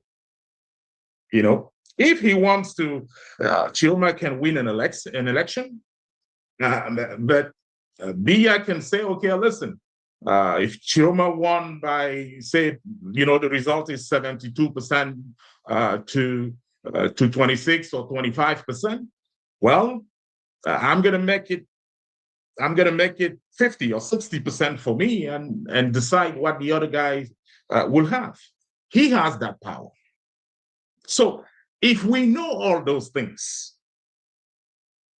the question is, what makes us think that talking will move someone we've been talking to for 60 years or 40 years? So what makes us believe that negotiating with Mr. Biya will suddenly move him? We've tried all those things. Mr. Biya is a repeat offender. We know that. He did it in 92. He did it in 2018. And he's done it again in 2025. He has mastered the game of fooling the Cameroonian people. We know all those things. There is one thing we've not tried before. And I say, let's try it. And because, I believe that,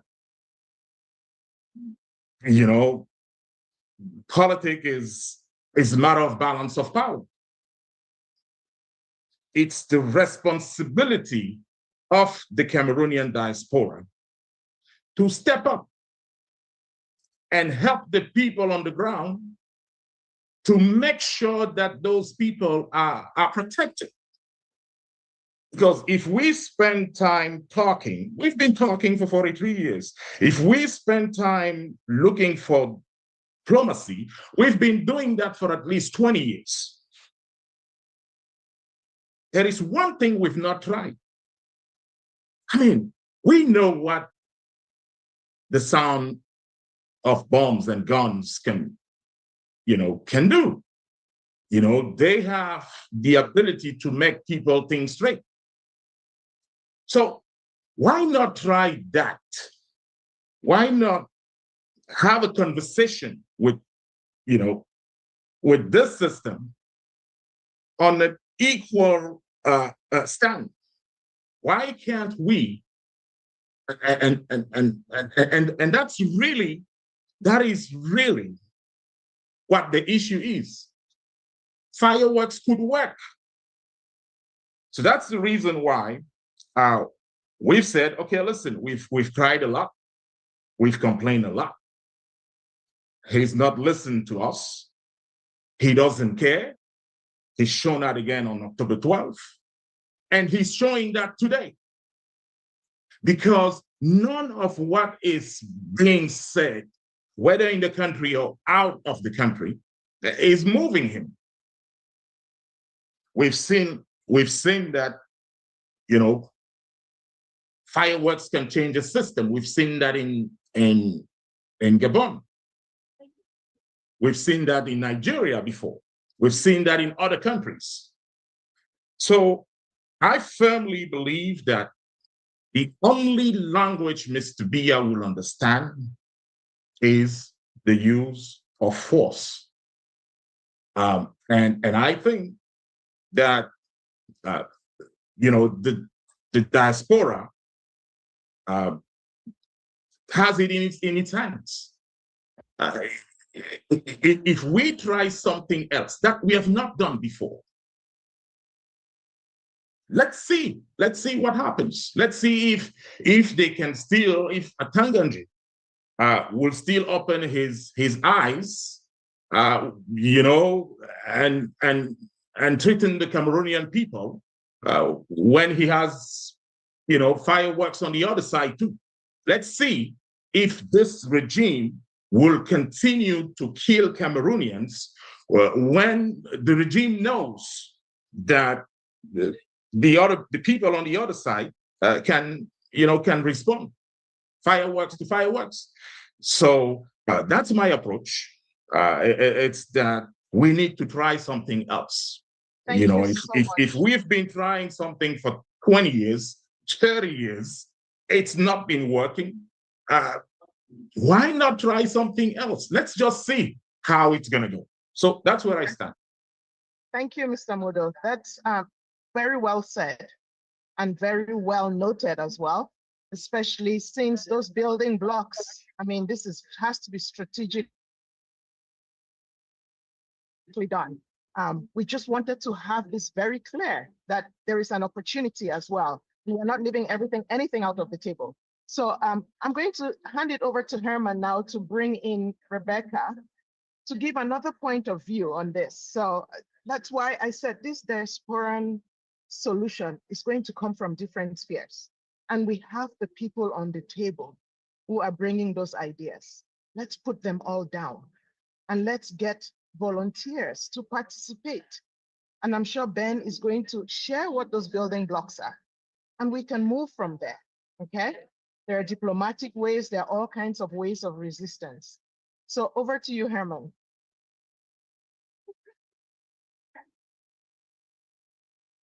Herman, you're on mute. OK, sorry. Je disais merci beaucoup, Nagella, merci, Ben. Ça a le mérite d'être clair. Quand on le partage ou pas, en tout cas, ça a le mérite d'être très clair. Merci encore au professeur Achille pour tout le développement au sujet de la diaspora, la possibilité de mobilisation diplomatique, etc. Rebecca Enonchong, très, très, très connue, la petite vidéo dont le professeur Achille parlait, nous l'avons reçue ce matin, très, très intéressante. Nous avons une question pour vous. Jusqu'ici, la plupart des participants, des panélistes ont répondu en anglais. Si ça ne vous pose pas de problème, Rebecca, si vous pouviez répondre à cette question en français. Au niveau de, merci. Au niveau de la façon par laquelle ce régime se maintient, vous avez été assez vocal sur les réseaux sociaux, sur la situation camerounaise, mais et vous comprenez aussi le côté financier, le côté business, le côté mobilisation des flux financiers. Et vous avez peut-être une bonne compréhension de la façon dont ce régime agit sur les leviers financiers. Comment, d'après vous, ce régime parvient-il à se maintenir économiquement?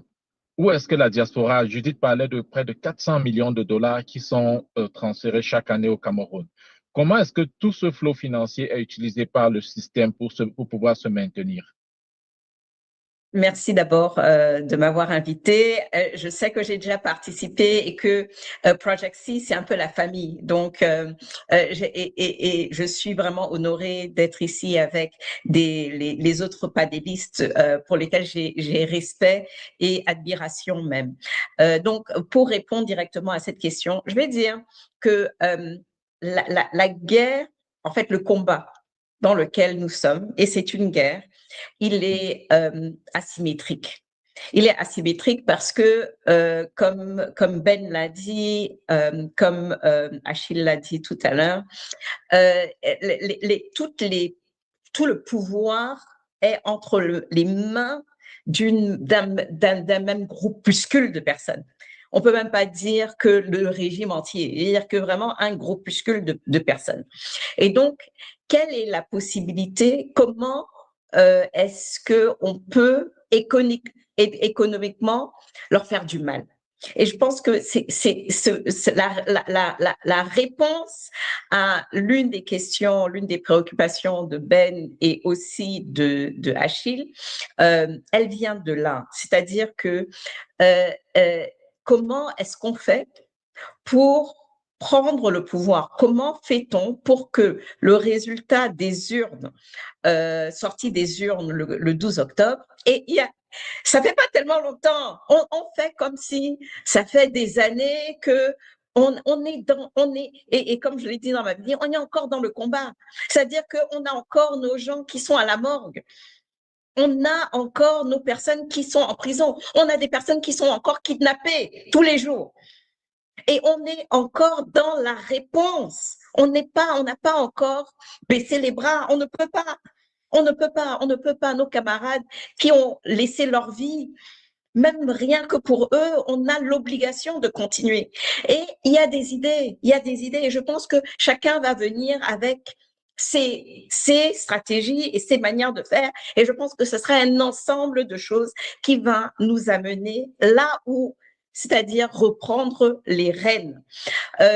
Et le volet diplomatique, il est extrêmement, extrêmement important. Le volet de la mobilisation citoyenne, il est aussi extrêmement important.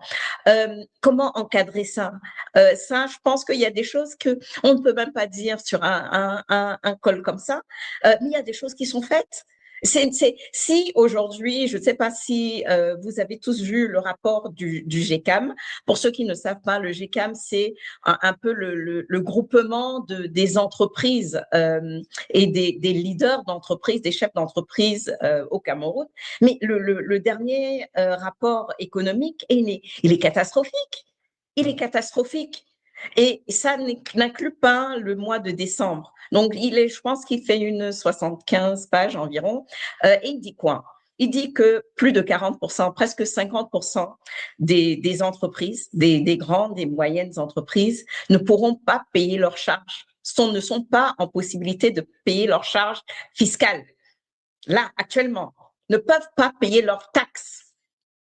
Deuxièmement, encore une fois, presque la moitié des entreprises ne peuvent pas respecter leur engagement envers leur banque, rembourser leurs crédits, ne peuvent pas payer leurs fournisseurs. Je ne sais pas si on a idée on parle de 400 milliards de francs CFA de perdus dans l'économie suite aux élections. C'est catastrophique. Et c'est le genre de catastrophe qui fait qu'on affaiblit le régime. Donc, quand le régime n'a pas cette manne financière, quand l'économie est à terre, ça affaiblit le régime. Et donc, toutes ces stratégies qui peuvent affaiblir le régime, accompagnées par son isolation au niveau international, parce qu'ils ont besoin du soutien financier à l'international. C'est pas seulement les sanctions individuelles, c'est important, parce que people have to be accountable for the lives that we lost. Et on va venger nos morts. Yeah. Donc, mais il faut accompagner tout ça. C'est-à-dire que non seulement il faut accélérer la prise, en fait, parce que les entreprises, quelque part, c'est leur manière aussi de s'exprimer. Et je crois que je l'ai dit lors d'une conférence de presse, j'ai l'impression que les Camerounais pensent que rien ne se passe. Depuis 2 mois, là, que bon, rien ne se passe, on passe à autre chose, on a abandonné le combat. Mais sachez que vous ne voyez peut-être pas comment et combien et aussi fort que les Camerounais s'expriment. Ils s'expriment de la manière dont ils peuvent s'exprimer. C'est-à-dire, on a, par exemple, je donne un exemple, on a l'opération qui a été menée par les camionneurs en décembre. Imaginez que c'est le phénomène de un gendarme a giflé un camionneur quelque part, c'est commun. Qu'est-ce qui s'est passé le jour-là? C'est que les camionneurs ont dit qu'on en a marre de ce système et ils se sont levés. C'est la manière dont les Camerounais se sont exprimés. Lorsque les dames à Moutengane se sont mises à terre, se sont couchées sur la route parce qu'il n'y avait pas de courant depuis 9 mois. Vous croyez que c'est seulement parce qu'il n'y avait pas le courant? C'est leur manière d'exprimer leur colère, parce que les Camerounais sont en colère. Et cette colère, elle s'exprime de manière différente. Et les chefs d'entreprise, tels que moi je suis, et on parle de diaspora, mais moi je suis là, je ne suis pas actuellement au pays, mais je vis au Cameroun, je vis ça, je le vis. Et donc les chefs d'entreprise que nous sommes, avons aussi exprimé notre colère d'une manière, et ça se représente, ça se voit dans l'économie, dans notre économie. Et donc, je pense que quand on consolide un certain nombre de tactiques et d'actions, ça représente toute une stratégie. Mais ne soyons pas like not listen. il faut qu'on sache écouter la colère des Camerounais dans chaque secteur et de comprendre que c'est une colère collective qui s'expriment de manière corporatiste. Donc, on va voir que Moulinex a essayé de commencer à s'attaquer aux avocats. Qu'ils tentent. Ils n'attendent que ça. Ils n'attendent que ça pour se mobiliser. Et donc, je pense qu'on est dans un contexte très différent de beaucoup de pays. Je pense par exemple à nos frères en Tanzanie. Il y a des centaines qui ont été tués. Ils ont essayé de marcher. Et eux aussi ont eu une élection qui a été volée. En fait, elle n'a même pas eu lieu, pour dire la vérité. Et la personne qui a fait est encore là. Et donc, on ne peut pas demander, la solution n'est pas aussi évidente oui, il faut voir des centaines de milliers ou des millions de Camerounais qui vont marcher. Ce n'est pas comme ça que le Camerounais réagit. Et donc, comment faire pour reconnaître et soutenir ces mouvements et ces actions qui sont faites sur le terrain, qui sont une représentation de la colère collective pour que ça aille tout dans une même stratégie. Et je pense que là, la diaspora peut beaucoup aider. Moi, je sais qu'il y a trois choses. Hein. Je pense que la diaspora, elle peut aider là, avec ce qu'il y a dans la tête et partager comme Achille et Ben ont essayé de le faire. C'est-à-dire qu'il faut être très précis. On peut participer dans la construction d'un nouveau pays. À quoi ressemblera le Cameroun de demain sous un autre gouvernement et la diaspora peut être active, on dit keyboard warriors.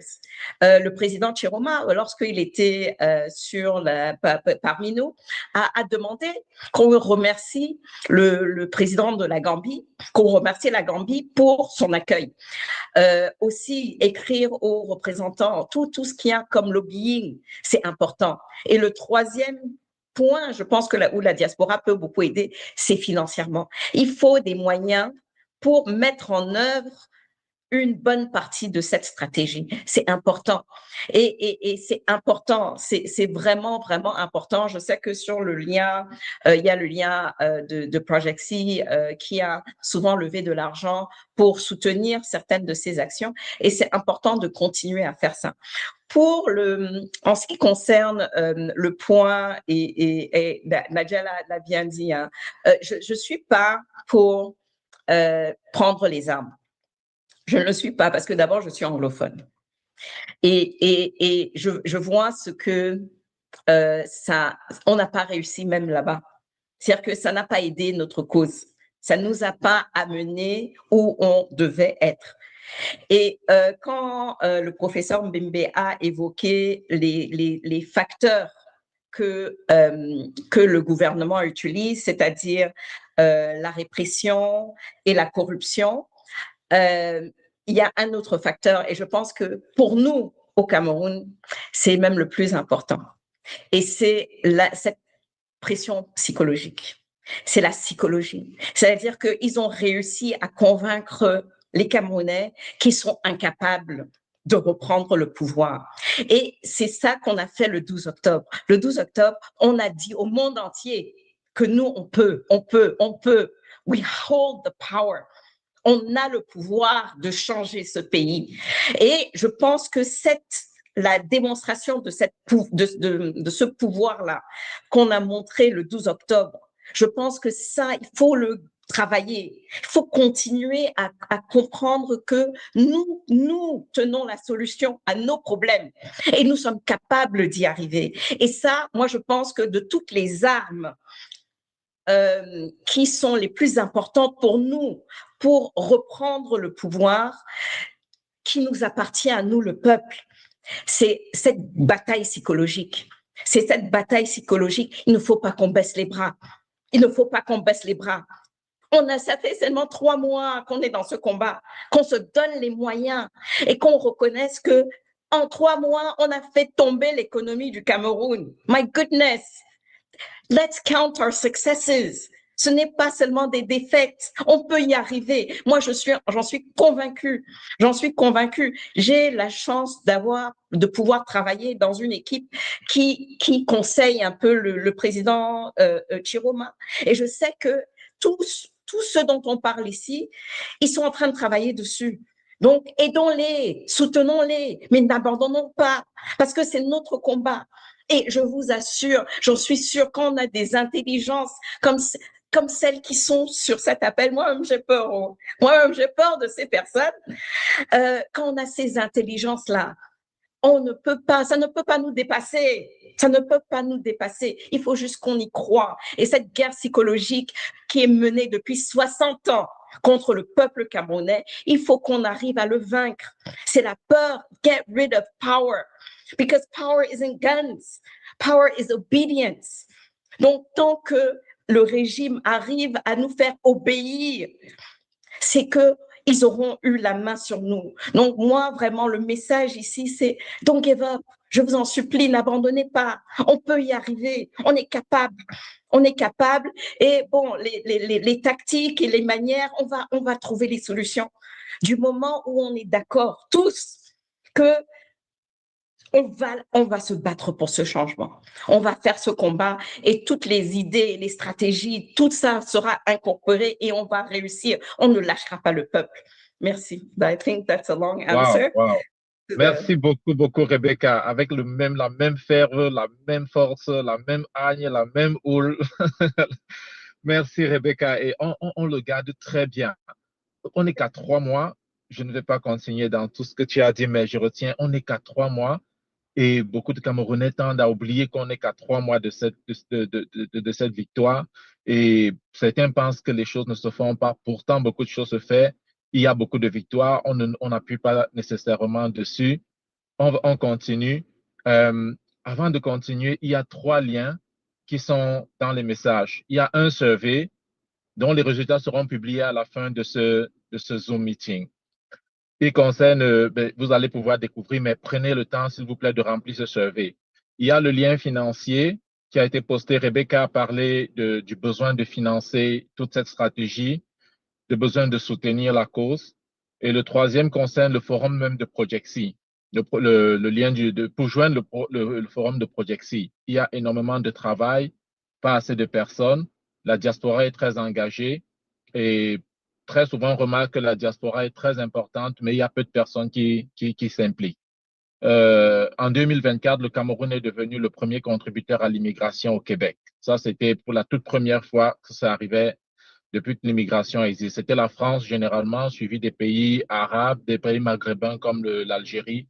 Mais le Cameroun, sur les 24 000 immigrants reçus, le Cameroun seul en avait 12 000.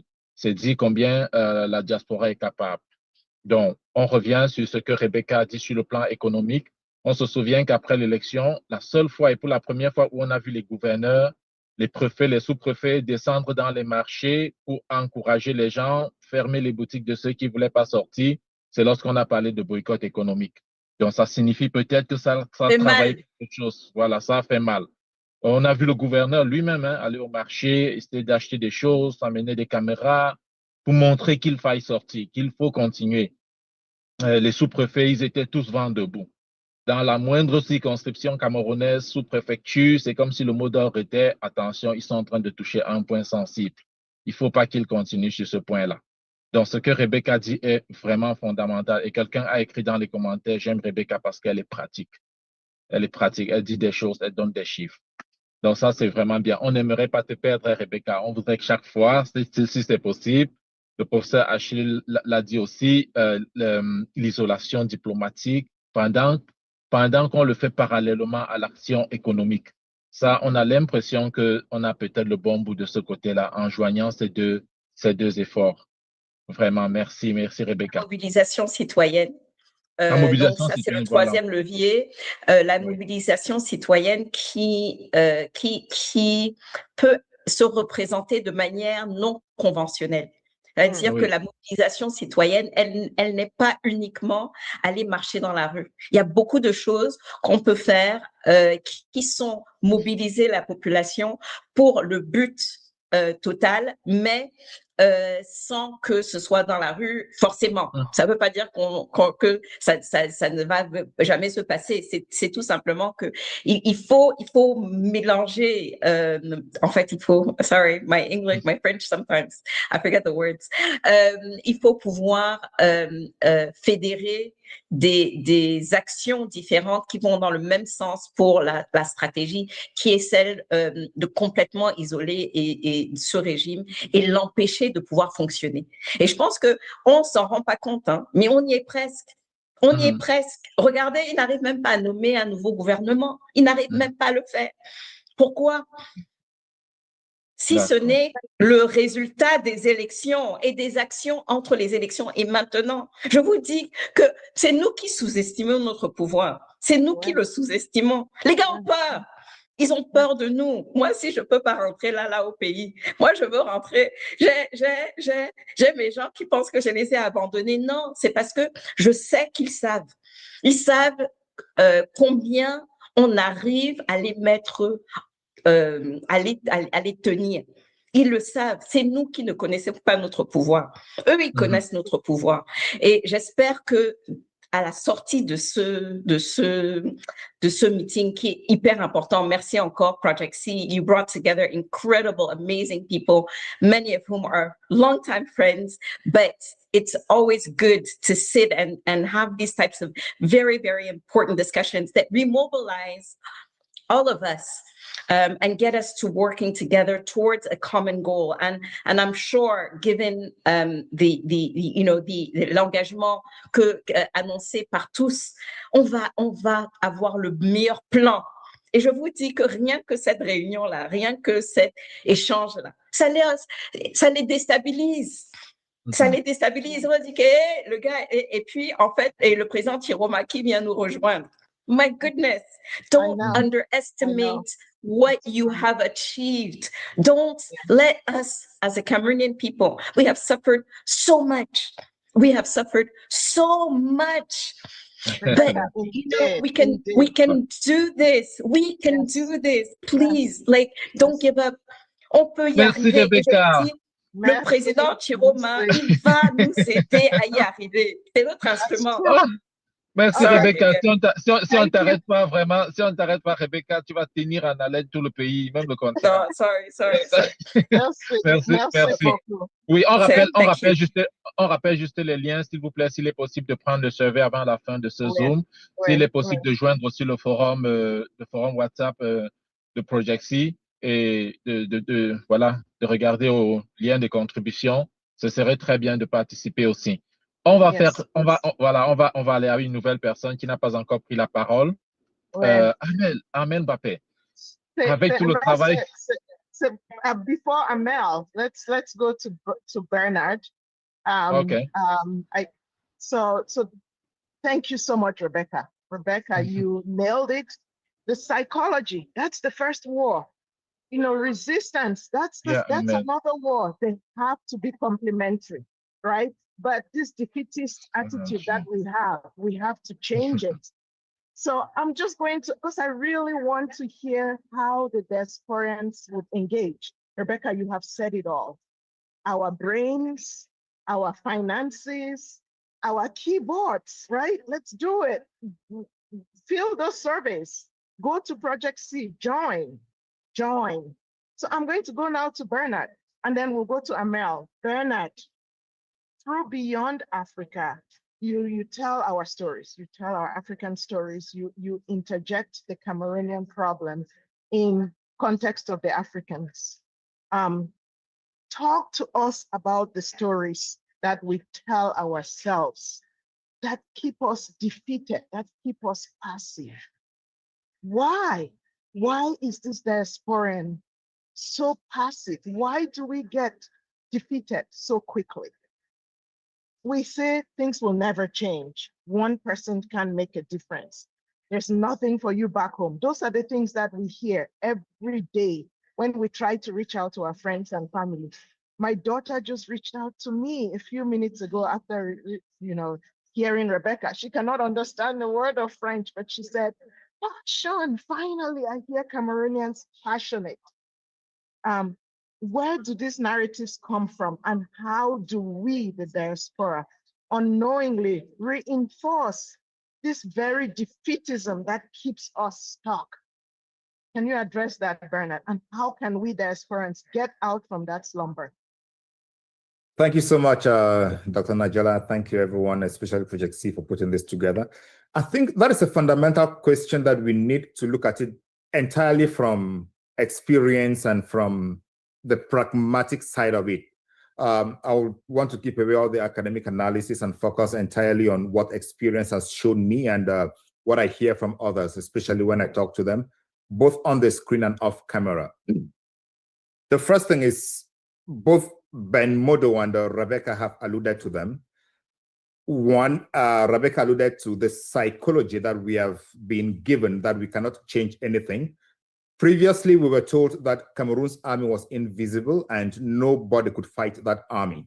But for 10 years, foot soldiers, amber boys, ragtag soldiers have been holding them at bay in the northwest and the southwest and Bazonia, southern Cameroon, West Cameroon, however you want to call it. So that psychology is already punctured, and it all depends now on how Cameroonians can exploit that strategy, because Ben rightly said that the government of the regime led by Paul Biya understands only one language, and that language must be at par. If you compete with him or with them with a language that they don't understand and they know they're going to beat it every time, they definitely know that you are not competing. You are simply showing off. And this is what I hear from people, right? Some say we should take different strategies, but the overall goal here should be, can we just sit down as a group and do a scenario analysis and evaluation of what has happened since 1993 till today, or since 1982 or 1960 till today, to look at the strategies that worked and those that did not work. On the one hand, we could say that in 1993, the boycotts, the strikes led to the organization of the tripartite conferences. And on the other hand, we can also say that the ragtag boys in the northwest and the southwest, the voices, have succeeded to push the government to the grand national dialogue. But again, there is an aspect of the diaspora that we need to take into consideration.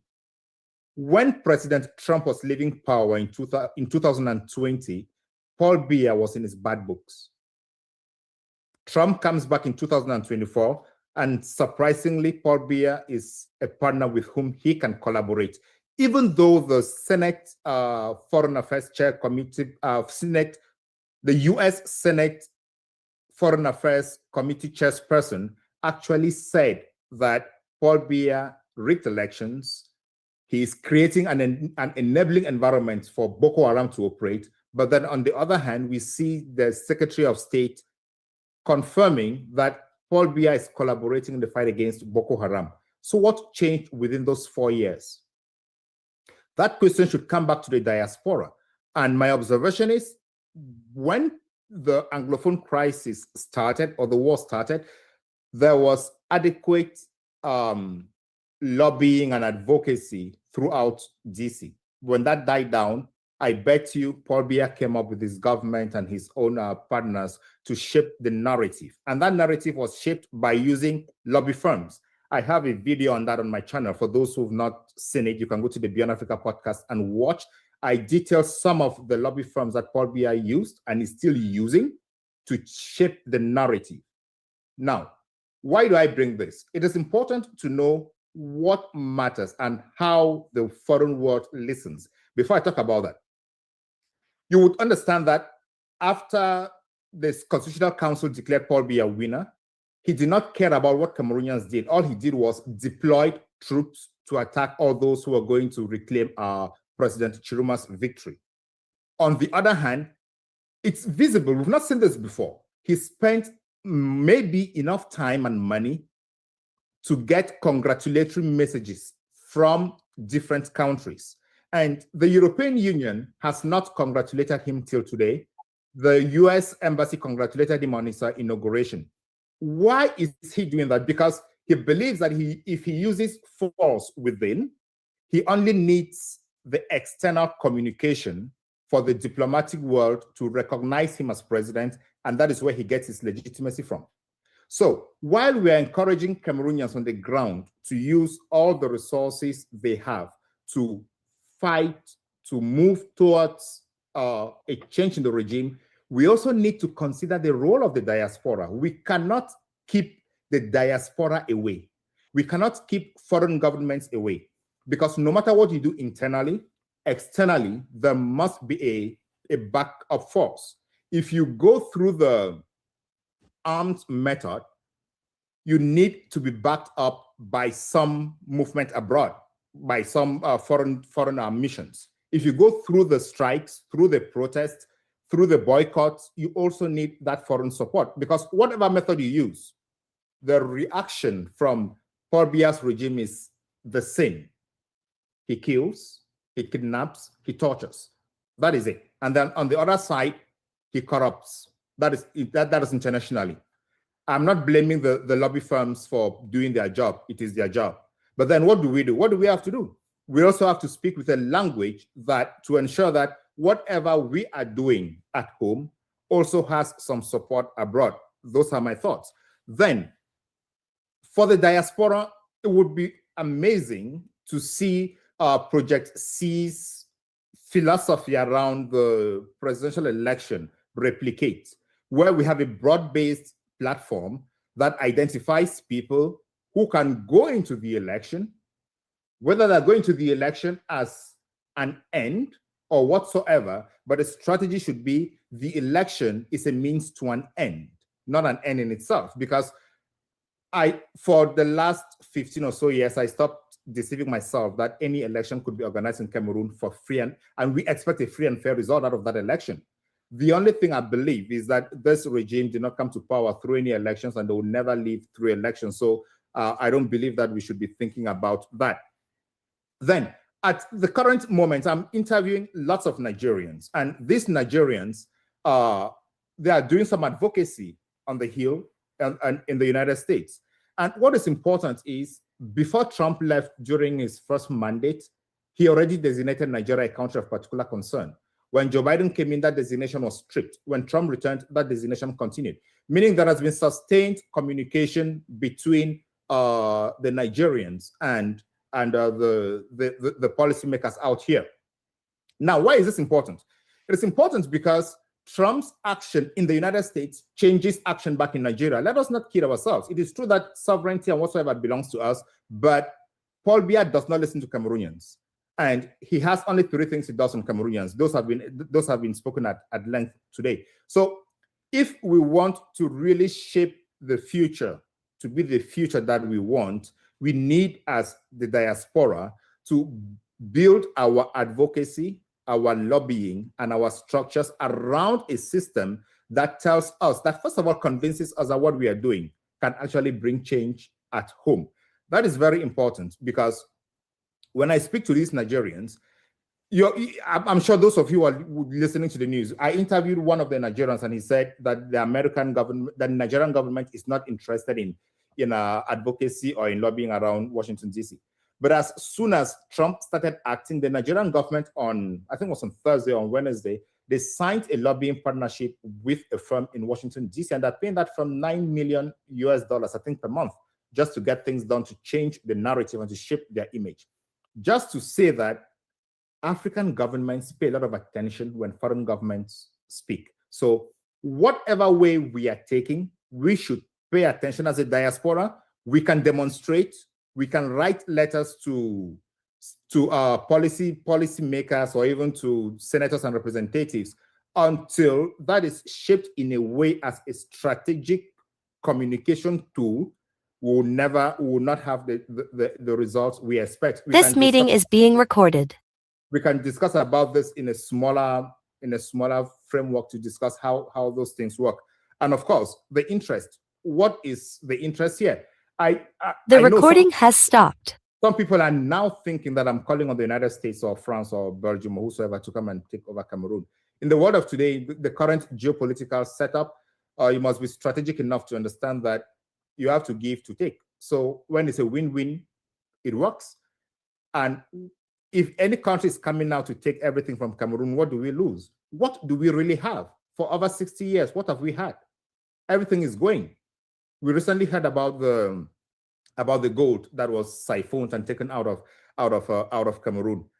And that was not by mistake. It's all intentional because they have refused to put systems in place. So I just think that we need to tell ourselves that we can change our trajectory by defining what we want, shaping it how we want it, and also communicating around those things the way we want to communicate around them.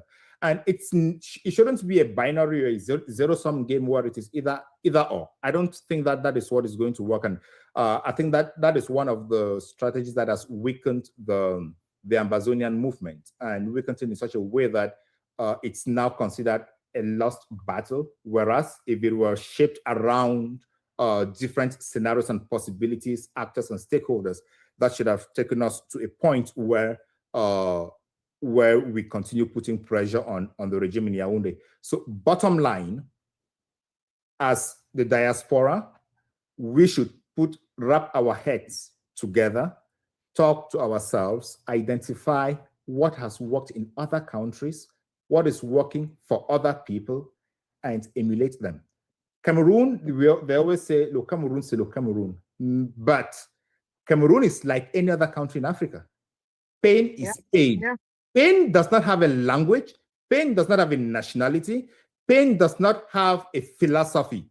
Once you are poor, you are poor. Once you cannot go to the hospital and you see your people dying, it's the same thing Nigerians are going through, Zambians, Burkina, everybody. So we should simply copy examples that have worked elsewhere or that are working. I was talking, somebody connected me to someone in Kenya who followed my podcast and then came over to me and put us in communication. And he asked me, but how is the opposition in Cameroon working to change the narrative? I told him, I'm sorry, but it's difficult for the opposition to come together. He said that cannot happen. In 2008, the opposition in Kenya came together, worked together, and tried as much as possible to get the gains they have had today. This does not mean that 100% of the opposition came together, but the diaspora played a significant role through financing. Financing. Rebecca has made this very clear. Money, when money talks, things happen. So if it's possible to bring that platform where you sponsor the politicians to do what they're supposed to do, you are Cameroonians, we are Cameroonians, we can do that. Nobody stops that. Bernard, that's exactly what Project C is about. You know, getting these ideas, formulating them, and carving out a path. So please follow these podcasts. Let's sit down, join each of these different platforms, whether it's through Resistance, whether it's through our keyboards, financially. Please join and let's do this together. We are all together in this fight. So Herman, are you there, Herman? Yes. So yes. I think last week, Armelle set the fireworks going with her emotion about what the diaspora, this is all dependent on the diaspora. Let's engage Armelle with what she thinks can work, with the background that she has, especially engaging with all of these political leaders. Let's engage Armelle. Armelle, are you there? Okay, thank you. Herman, go ahead. I'm here. Désolée, je ne suis pas dans les meilleures conditions. Okay. But Herman is just going to ask you a question. You can answer. Oui, Armelle, même si tu n'es pas dans les meilleures conditions, on te connaît, tu peux quand même t'adapter. On a la chance d'avoir des professeurs, le professeur Achille Mbembe, le docteur Chris, etc. Mais on sait que tu as été très, très, très active au Cameroun et maintenant dans la diaspora, de façon vraiment honnête. Hein.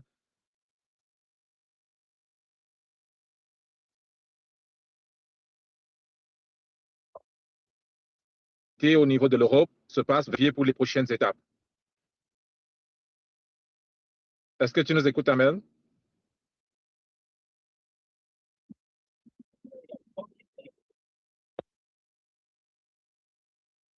Armelle, are you still there? Can you hear Herman?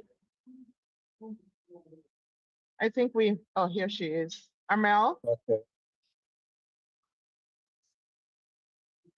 Armelle, tu es muté. Tu es muté. On ne t'écoute pas. OK. Alors, je n'ai pas suivi la question. Oui, tu as été très active au Cameroun, même politiquement. Maintenant, tu te retrouves du côté de l'Europe, tu mènes le même combat, peut-être à un autre niveau, avec plus de ressources. Comment ça se passe, l'activité maintenant, ton activisme en Europe versus ce que tu avais imaginé? Et quels sont les leviers sur lesquels tu t'appuies pour les prochaines étapes? À quoi est-ce qu'on peut s'attendre dans le futur proche? Alors, je vais apporter d'abord certaines précisions. C'est vrai qu'au Cameroun, je m'intéressais déjà à la politique et que j'ai dû partir du Cameroun du fait du manque d'opportunités et puis de visibilité par rapport à mon avenir professionnel. Je sortais fraîchement de l'école de traduction et d'interprétation. Donc, je ne suis pas à la base activiste. Je me suis retrouvée là dans le combat politique et dans la campagne par amour pour le Cameroun. Donc, je peux dire que je suis un peu comme beaucoup de Camerounais, comme le président Tchiroma aujourd'hui. J'ai été contrainte de l'exil parce que ce n'était pas mon choix. J'ai fini mes études, je voulais travailler au Cameroun, je voulais me structurer au Cameroun avant d'aller voir ailleurs. Donc, dans ce combat politique, aujourd'hui on parle de la diaspora. Je veux d'abord encore féliciter le président élu Issa Tchiroma Bakari qui nous a fait l'honneur de nous parler ici aujourd'hui et qui est lui-même déjà aussi membre de la diaspora pour un temps. Voilà, donc c'est un honneur pour nous. Et pendant tout le long de sa campagne, il l'a dit clairement, il a martelé. Il a compris très vite que la diaspora est une composante incontournable. La diaspora est une dimension du peuple camerounais qu'il va falloir intégrer pleinement dans la gouvernance. Parce que ces Camerounais qui sont loin du Cameroun accompagnent en fait le peuple camerounais pour amortir le choc de tout ce que cette dictature fait subir à la population. La diaspora, en fait, joue le rôle que devrait jouer l'État parce que l'État est défaillant. L'État a démissionné dans son rôle régalien de prendre soin de la population, protéger, donner des services publics et puis protéger les plus vulnérables. Donc, la diaspora assure la sécurité sociale informelle. Alors, moi, dans la diaspora, j'ai choisi d'aller à l'offensive dans ce combat parce que, au bout d'un moment, je me suis dit, si on ne s'engage pas, j'ai des enfants. Moi, mon projet, à moyen terme ou à court terme même, c'est retourner au Cameroun. Je n'ai pas vocation à rester hors de mon pays. Et si nous voulons que les choses bougent, que les choses changent, il faut se jeter dans la bataille. Il faut dire les choses, d'autant plus que ceux qui sont restés au Cameroun, beaucoup sont muselés, beaucoup sont tétanisés, beaucoup sont dépassés par les événements, beaucoup sont terrorisés par un régime qui est fortement militarisé et qui kidnappe les gens, même nuitamment de leur maison, juste parce qu'ils ont exprimé des opinions politiques. Donc, dans la diaspora, moi, j'ai choisi, comme beaucoup d'autres Camerounaises et Camerounais, d'être en première ligne, de dire ce que ceux qui sont au pays ressentent, ce qu'ils vivent, ce que nous-mêmes nous avions vécu quand on était encore là-bas et qu'eux ne peuvent pas être vraiment aujourd'hui. C'est dommage qu'on en soit arrivé là. C'est-à-dire, on est dans un pays, comme vous le savez, où exprimer une opinion politique contradictoire ou alors qui ne s'épouse pas la ligne de la dictature, c'est se mettre en danger de mort. C'est mettre sa vie en péril.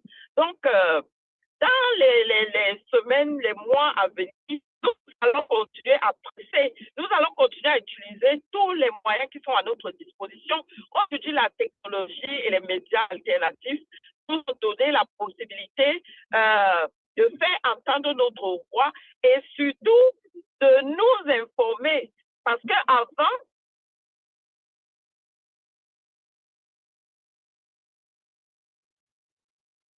I think we lost. Did we lose Armelle? Parler entre Camerounais. Déjà, oui.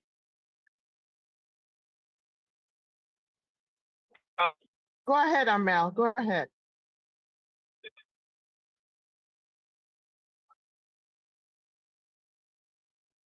Avantage significatif aujourd'hui. On ne peut plus être muselé. Et moi, je veux davantage encourager et soutenir ces Camerounais, comme Jean-Bertrand Mang, comme le jeune maire qui est à Douala, ou d'autres Camerounaises et Camerounais qui osent, étant au Cameroun, prendre la parole.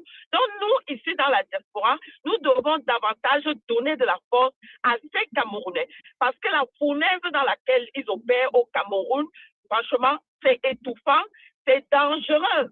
C'est dangereux même de dire la vérité, de dénoncer étant au Cameroun. Donc nous, dans la diaspora, étant donné qu'on a ce privilège-là, on a la possibilité de nous exprimer, la possibilité de relayer ce que vivent nos frères et sœurs et la population au Cameroun. Nous ne devons pas nous priver des outils qui sont à notre pour amplifier cette voix, pour que le monde dans le carnage qui est en train de se faire au Cameroun et que la pression peut en cette dictature qui a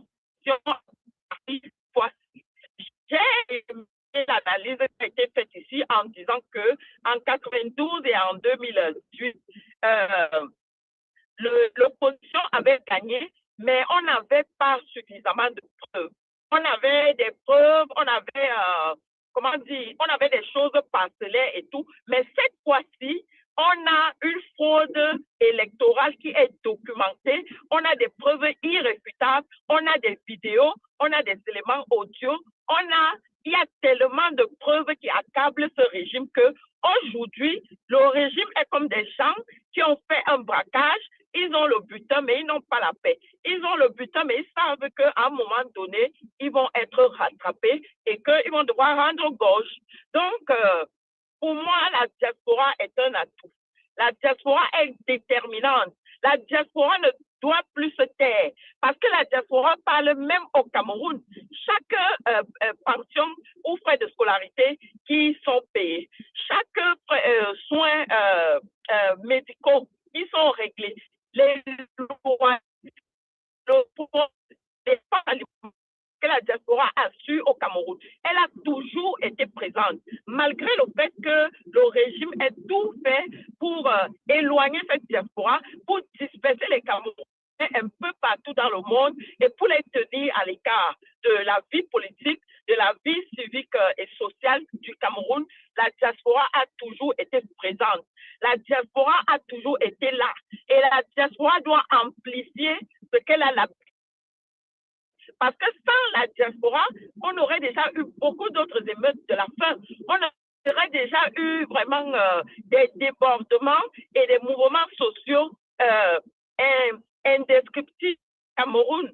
Donc, je veux dire à la diaspora que le président Tchiroma veut réhabiliter la diaspora, lui donner la place qu'elle mérite. Parce qu'aucune grande nation ne s'est construite sans l'apport de la diaspora, que ce soit la France, la Chine, l'Italie. Et en Afrique, on voit comment ça se passe au Nigeria, au Ghana, au Sénégal, au Mali. Comment est-ce que la diaspora est chouchoutée, elle est accueillie, on lui fait de la place et elle apporte une contribution significative dans la gouvernance, sur le plan politique, sur le plan économique, sur le plan social. Donc, ce que la diaspora espère aujourd'hui et qu'elle a trouvé dans le programme et le projet de l'Union pour le changement, porté par le président Tchiroma, qui a gagné effectivement les élections, c'est qu'on lui donne la place qui est la sienne, qu'elle puisse apporter son expertise, qu'elle puisse apporter sa contribution, qu'elle puisse aller au-delà de ce qu'elle a pu faire jusqu'à présent, parce que ce pays est notre pays à tous. Ce pays, en fait, la dictature a donné l'impression qu'il y avait des Camerounais privilégiés, il y avait des Camerounais qui sont plus Camerounais que d'autres. Non, les Camerounais, beaucoup de Camerounais aujourd'hui ont quitté le Cameroun, pas de leur propre gré. Ils ont quitté le Cameroun par dépit parce qu'il n'y a pas de perspective, parce qu'il n'y a pas d'opportunité. Les opportunités sont réservées pour une catégorie. Et là où il se trouve, le désir et le languissement de la plupart de ces Camerounais, c'est de retourner. Et l'opportunité en or, sans même parler de la question de la double nationalité, il l'a déjà dit. Le président Tchiroma a dit sauter le verrou sur la double nationalité. Parce qu'il est hors de question que des étrangers aujourd'hui puissent acquérir avec autant de facilité la nationalité camerounaise, mais des Camerounais qui ont choisi peut-être par nécessité de prendre d'autres nationalités sont déchus automatiquement de leur nationalité, alors qu'ils sont des Camerounais de père et de mère. Donc, on sait toutes ces incongruités-là que la gouvernance Tchiroma a promis de venir corriger, et c'est pour ça que la diaspora aujourd'hui doit travailler, oui, en profondeur encore ses projets, ses propositions, et puis tout ce qu'elle peut apporter à la nouvelle gouvernance qui va se mettre en place. Parce que nous avons cette conviction-là que Paul Biya a perdu l'élection. Il est hors de question qu'un président illégitime, qu'un président qui n'est même plus en capacité en fait de diriger un pays, qui est pris en otage, qui a conduit le Cameroun dans le gouffre, qui continue à rester là, instrumentalisé par son entourage, et que la jeunesse soit sacrifiée, l'avenir de tant de Camerounais en fait soit un tableau sombre. Nous ne pouvons plus accepter ça. Donc, il faut que la diaspora mette encore beaucoup plus d'énergie, que la diaspora agisse encore beaucoup plus pour mettre la pression diplomatique, pour mettre la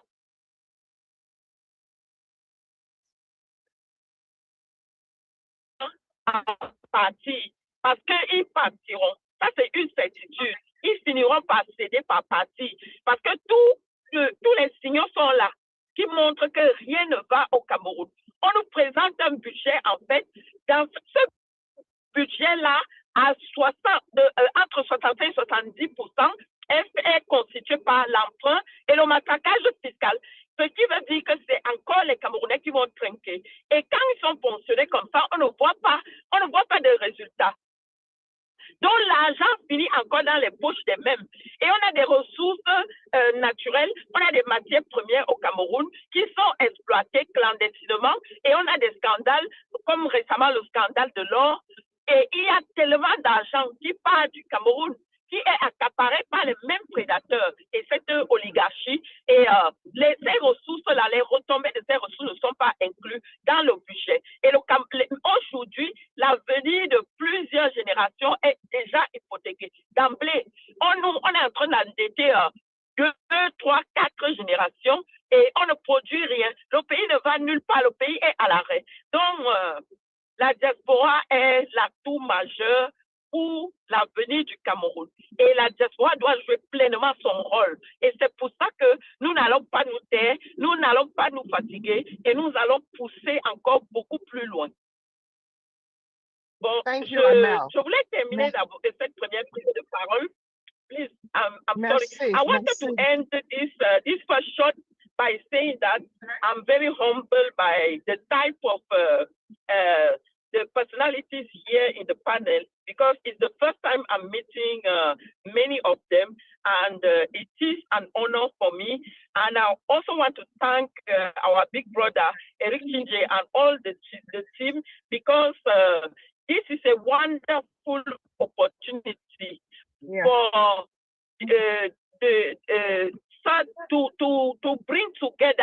to bring together people of this quality and of this standing.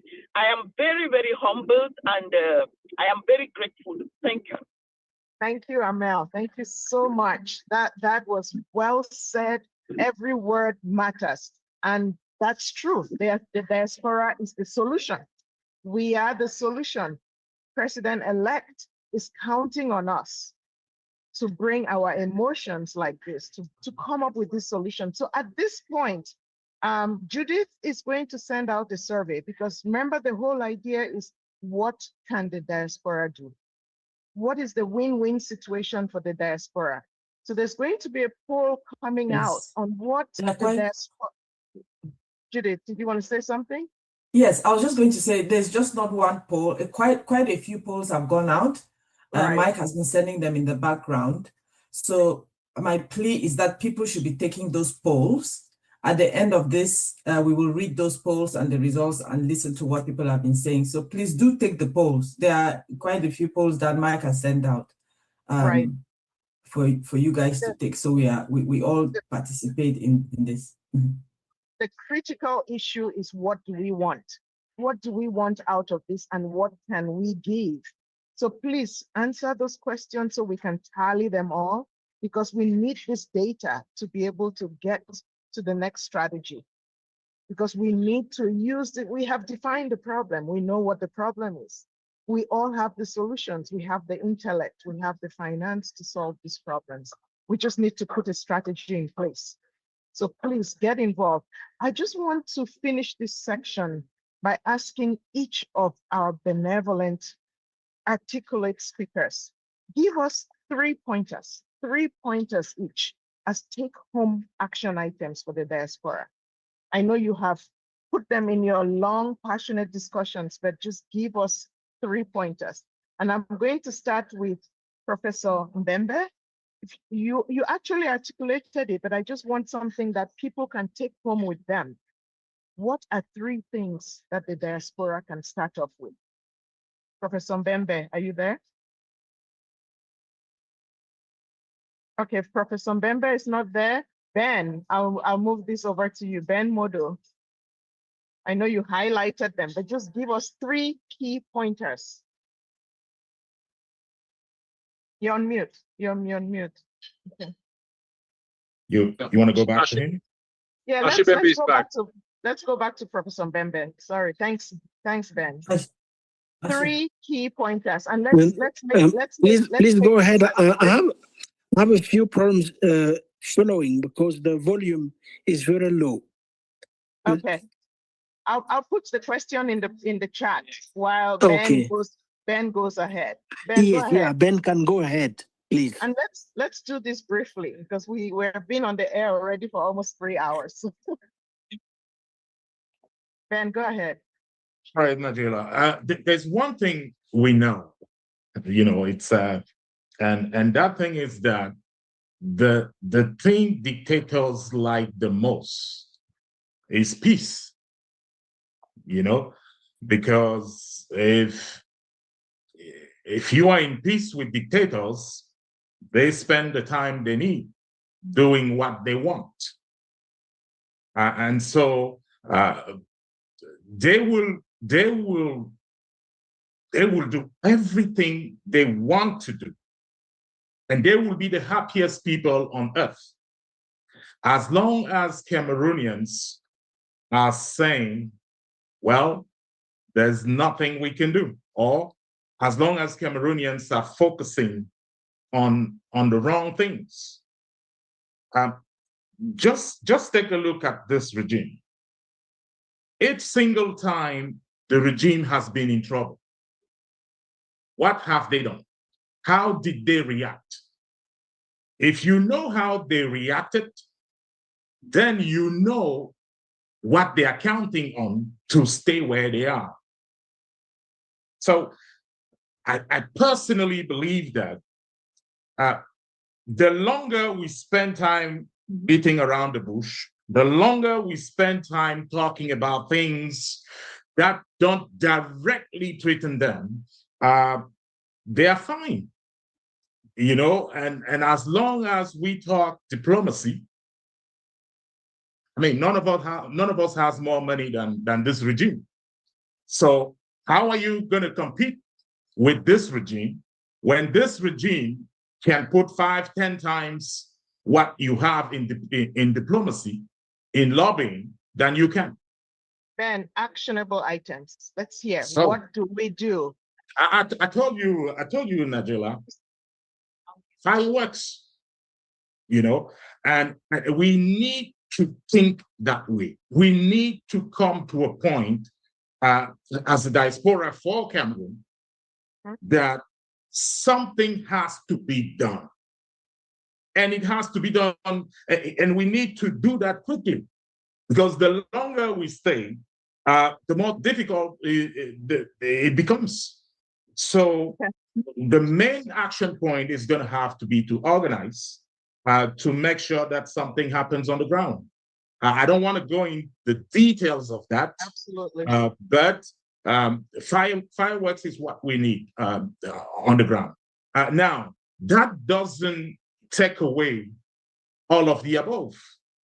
So I'm not saying let's go the fireworks route and then let's forget about lobbying and diplomacy and everything else. I'm saying our approach needs to be an all of the above approach, where we do what we are doing, but at the same time, let's prepare for that possibility. If we don't do that, we remain weak.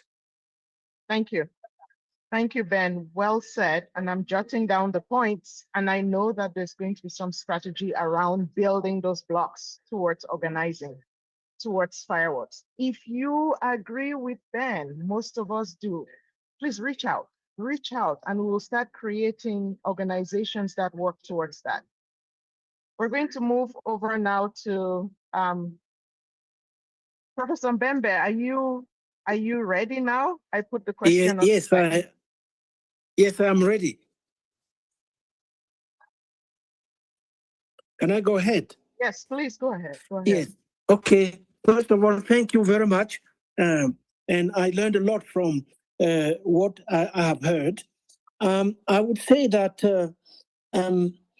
there are still two questions pending. First of all, how do we go about bringing this regime down, and bringing it down as soon as possible? Because the longer it is there, the worse the situation is getting. So I think that there have been a lot of responses to and proposals as to how we can fasten this process. It's clear that we'll have to use various mechanisms. Rebecca called it mélanger les stratégies. I totally agree with that. But there is a second very important point. Once the regime is down, what do we replace it with? We also have to prepare what comes after. How, for instance, do we reform the state? How do we reform the Constitutional Council? How do we develop an economic and fiscal policy that is fair to everyone? What do we do with education, healthcare, arts and culture, sports policy? Do we need a Bill of Rights? Do we need independent institutions capable of making sure that we never go back to the kind of regime we have had for 43 years? I believe that it's just as important to focus on those issues by putting together working groups that mobilize not only around our grievances, but also about solutions. Working groups drawing on the amazing expertise that we have.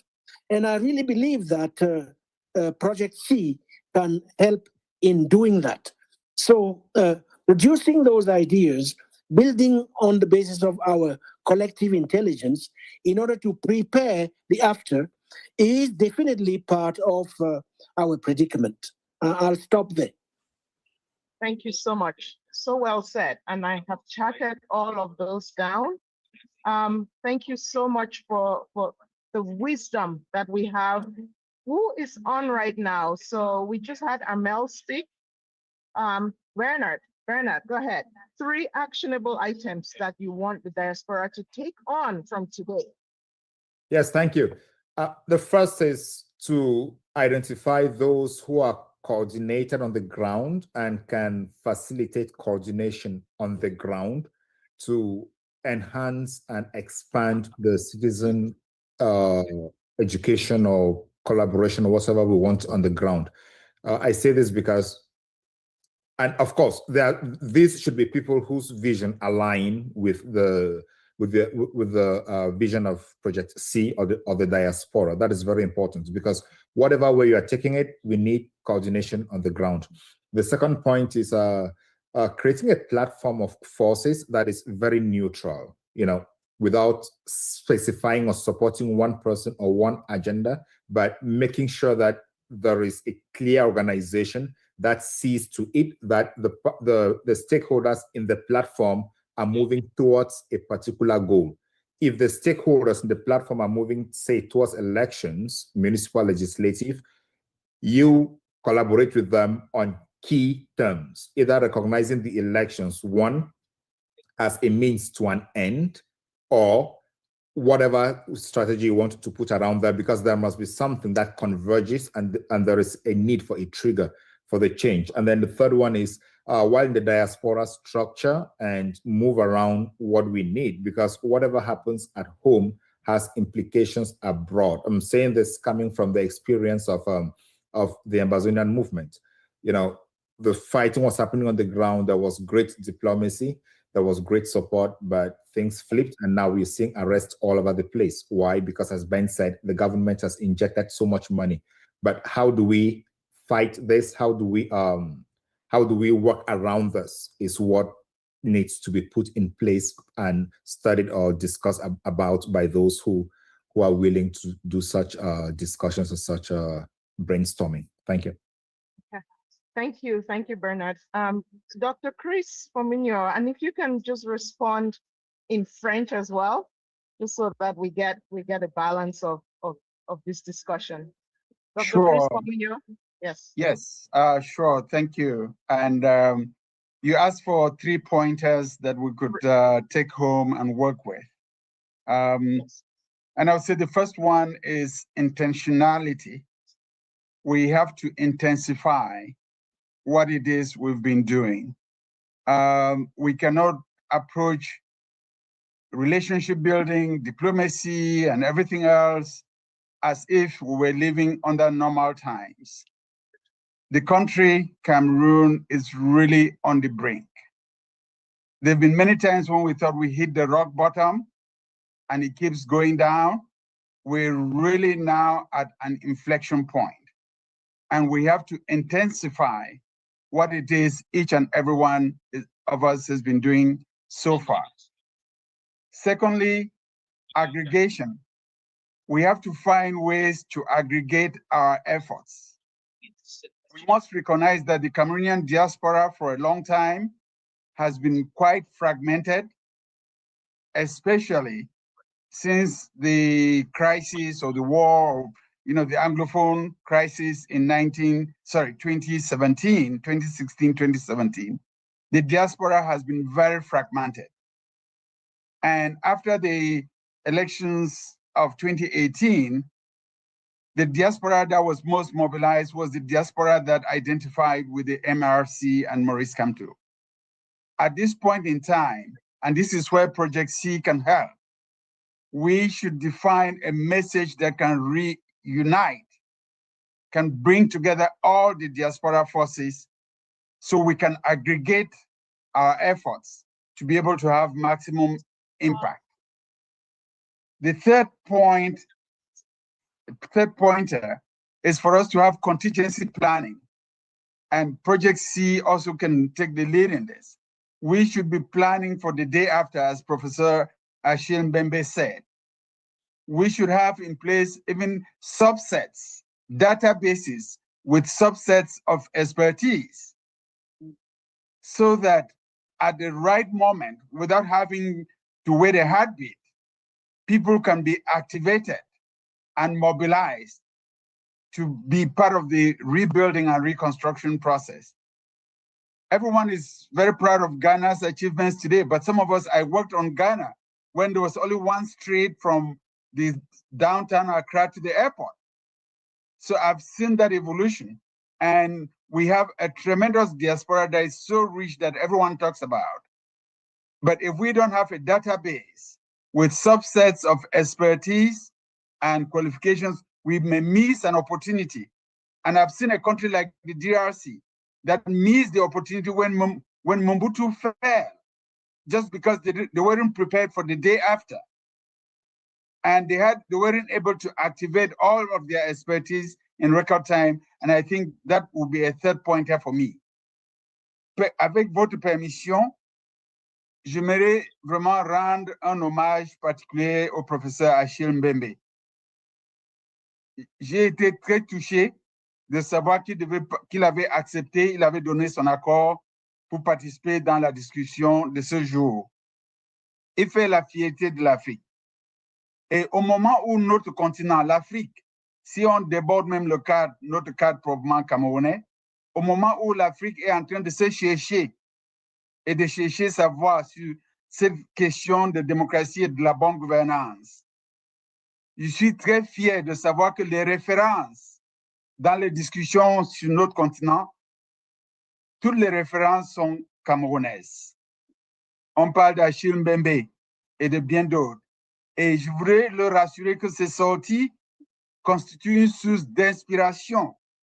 Parce que depuis le mois d'octobre, il y a beaucoup de nos compatriotes qui pensent que la lumière, le soleil ne se lèvera plus. Mais lorsqu'ils entendent des personnalités comme Achille porter leur voix, ça contribue à la résistance, ça donne la motivation aux jeunes qui sont restés derrière pour continuer à se battre et ça peut galvaniser la diaspora pour se réunir afin de travailler avec beaucoup plus de force.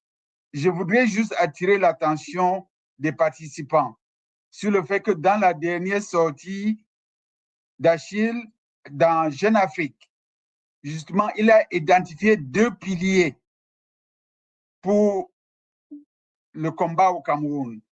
2 piliers qui devraient créer des synergies. Il s'agit de la jeunesse et de la diaspora. Et je crois que nous, de la diaspora, nous devons tout faire.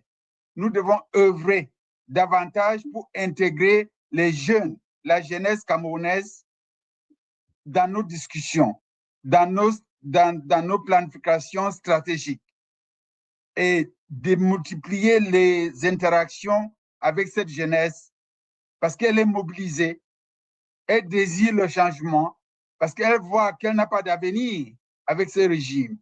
Donc, si nous pouvons démultiplier ces connexions, ça nous fera énormément, en fait, ça va multiplier les possibilités de succès dans ce combat que nous sommes en train de mener. Beaucoup de réformes qui sont envisagées et dont on parle, c'est des réformes qui pourraient ouvrir de nouvelles perspectives pour notre jeunesse. Il faut que cette jeunesse soit sensibilisée dans le fait que descendre dans la rue, ce n'est pas seulement pour manifester sa colère, mais c'est aussi pour se battre pour un avenir qui pourra être différent. Et nous devrons continuer à intégrer ces perspectives dans nos échanges avec la jeunesse camerounaise. Je suis très optimiste. Je suis très optimiste parce que j'ai vu comment le mur de Berlin s'est écroulé. Ce n'était pas avec les chars, ce n'était pas avec les bombes de l'armée de l'air. C'est parce que les simples citoyens s'étaient révoltés par l'existence de ce mur. Ils ont commencé à congréguer autour du mur et ils ont commencé à faire descendre ce mur avec les mains, leurs pauvres mains. C'est ce qui était inimaginable avant que cela n'arrive. Donc, pour dire que l'histoire nous apprend que chaque dictature, chaque régime autocratique donne toujours l'apparence d'être fort jusqu'au jour où ce régime tombe. Ils peuvent apparaître comme des éléphants, mais ils ont des pieds très agiles. Et c'est à nous de concevoir des stratégies adaptées qui nous donnent l'opportunité de valoriser au maximum les atouts que nous pouvons apporter dans ce combat. Donc, je pars d'ici aujourd'hui très motivé par cette coïncidence arrangée, ce n'était pas tellement une coïncidence, mais cette coïncidence arrangée qui nous a permis d'écouter la voix du président élu Issa Tchiroma lui-même en personne, par l'expertise et la motivation qui a été partagée par les participants et les panélistes, les co-panélistes, et par les idées qui émergent d'ici qui nous permettront dans les jours à venir de continuer à œuvrer pour qu'un meilleur Cameroun puisse apparaître.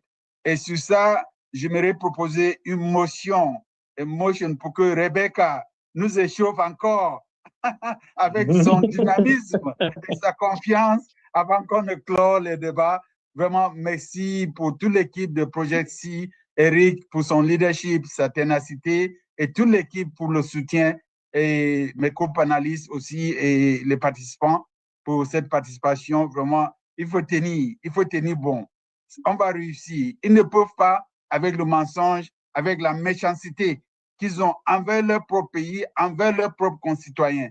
Ils ne pourront pas réussir. Ça ne va pas durer longtemps. J'espère que le moment venu, on saura en faire davantage et on saura en tirer profit pour que notre pays puisse vraiment renaître et se reconstruire. Je vous remercie et au plaisir de vous retrouver d'ici peu. Merci beaucoup. Oui. Thank you very much. Merci, Chris. Est-ce que Christophe, est-ce qu'on peut le supplier? On voudrait l'avoir encore. On a 1 heure de retard. On voudrait repasser certainement la parole à Judith parce qu'on a 1 heure de retard. On voudrait réorganiser un peu rapidement les choses. Mais est-ce que Christophe, on pourrait le solliciter un peu, pas régulièrement, bien sûr, mais au moins une fois de temps en temps? Oui, je suis disponible. Sinon, Eric va encore me tirer les oreilles et il va dire à tout le monde qu'il ne me voit pas.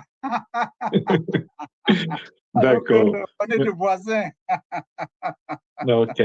Merci beaucoup, Chris. Et la même question va bien sûr à Achille.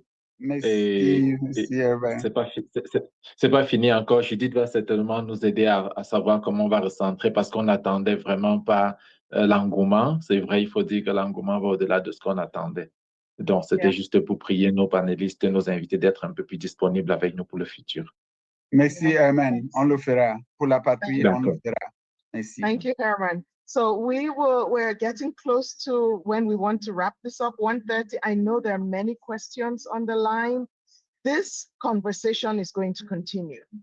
Put your questions on the chat. We will follow up with those questions. Judith is just going to take it on right now. We have Rebecca who is going to give us 3 last pointers. And then we have some other activities that need to be, Mimi Mefo is going to give us some news. And then Eric, Array, and Elizabeth, Judith can coordinate all of that at the end. I want to thank you all so much. I'm very grateful. Unfortunately, I have to jump on the train right now before my husband kills me. So thank you all so much. I am truly grateful. And I'll be listening. Thank you. Judith, take it on. Rebecca, thanks. Your pointers, please. Thank you. Yes, thanks, Nagella. Over to Rebecca. I'm not going to say much. Your own 3 pointers. Okay. All right. So, oops. I didn't want to be full scared. Can we fix this? All right. So, 3 pointers. The first thing I would say as the diaspora, we need to be very humble. Sometimes I think that the diaspora estimates its understanding of what's happening on the ground.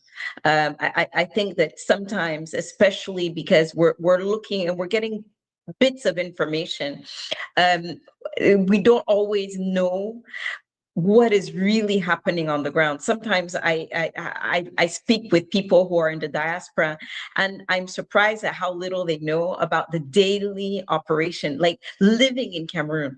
Visiting Cameroon and living in Cameroon are 2 different worlds. So show some humility. And, that I would say that would be the first thing. And then the 3 things, as I pointed out earlier, is we have this, like that collective intelligence. Let's use it to provide solutions. A lot of times we see messages from the diaspora that are, oh, you're not doing this, you're not doing that. You is who? we all are in this together. So it's not some magical team sitting somewhere that's going to be able to carry out these actions that we all know are necessary. It's all of us. We are. So no longer you need to do. No. We need to do. And so really change and remember that we have to be part of the solution. And, this sometimes we spend time complaining about, oh, this is wrong. Just a reminder that we have to be part of the solution. And so if we raise an issue, let's bring a proposed solution to it. And those solutions have to be, and they've been spoken about widely, so I'm not going to expand on them. But the diplomacy, yes, we have fewer financial resources, but we have the fact that we have the people with us. In other words, when we go and speak to the international community, we have legitimacy. And that you can't buy. You can't buy that. You can't buy that support that the population showed. The second thing is supporting actions that are happening on the ground. When we see something that is organic, may seem organic, maybe it's not, but let's support it. Not asking, okay, and we're not paying for people to act. I think that I've seen this, and I saw this, for instance, in some of the actions where some folks that were online were trying to raise money for people that were on the ground, and people almost wanted like a receipt, like not a receipt, like they're paying them to act. You're not going to be able to buy or pay for people to act. People are acting on the ground because they want to. What you can do is show your support, saying, hey, I support you as a trucker. I know that, going on this strike, you are sacrificing, and I'm not paying you to go and strike, but I'm supporting you financially. And so when there are calls for these fundraisings, it's really important. Project C has put in a list of the things and the ways you can support the movement. But of course, the money is needed. All of these people who are prisoners, they need legal support, they need food, they need, and so all of that has a cost. And so there are ways for you to participate very actively. It's the money issue is a huge issue, and put your money where your mouth is what we always see. And this is a way to do it. So really, those are the suggestions that I have. I think that everybody has said so many things that I don't want to repeat, but those are the different things that I would do differently than in addition to those things that have been brought up by the others. And I think that Achille's point of working with the end in mind. I think it's not just a practical issue of saying, okay, this is our roadmap. This is how we will govern. This is how the government will look at it. But it's also inspirational because it gives people something to look forward to. It's like we know that there can be a different Cameroon. Un autre Cameroun est possible. Il est possible et il est à la portée de la main.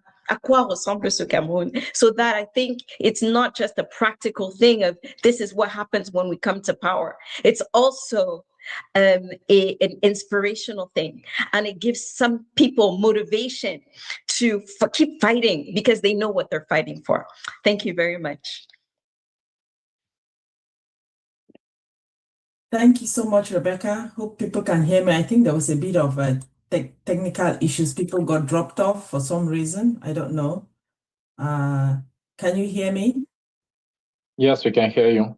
Okay, yes. I don't know what happened, but I think a few people were dropped off for some reason. I don't know. But thank you so much, Becky. Thanks for that. So what we are going to do now, we are really short on time, and people have been here for 3 hours. So what we are quickly going to do, some surveys have gone out. Mike, correct me if I'm wrong. I think we have about 5 surveys that have gone out. Maybe you need to resend, but please take those surveys.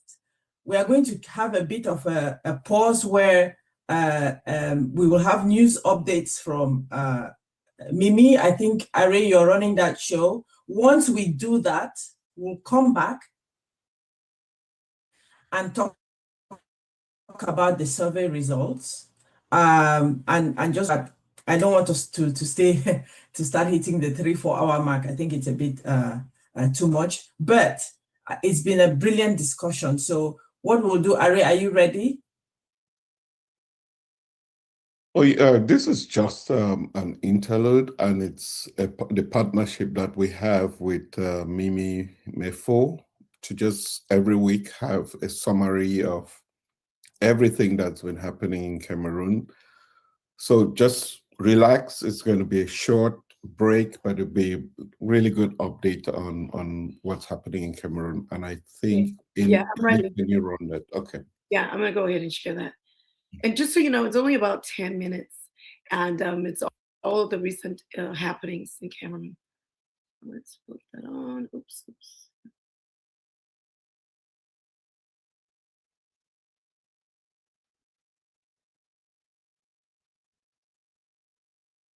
Hello, everyone. These are some of the stories that caught my eye this week. And this is not because they made headlines, but because they say something important about the role of Cameroonians at home and the diaspora in shaping the future of the nation.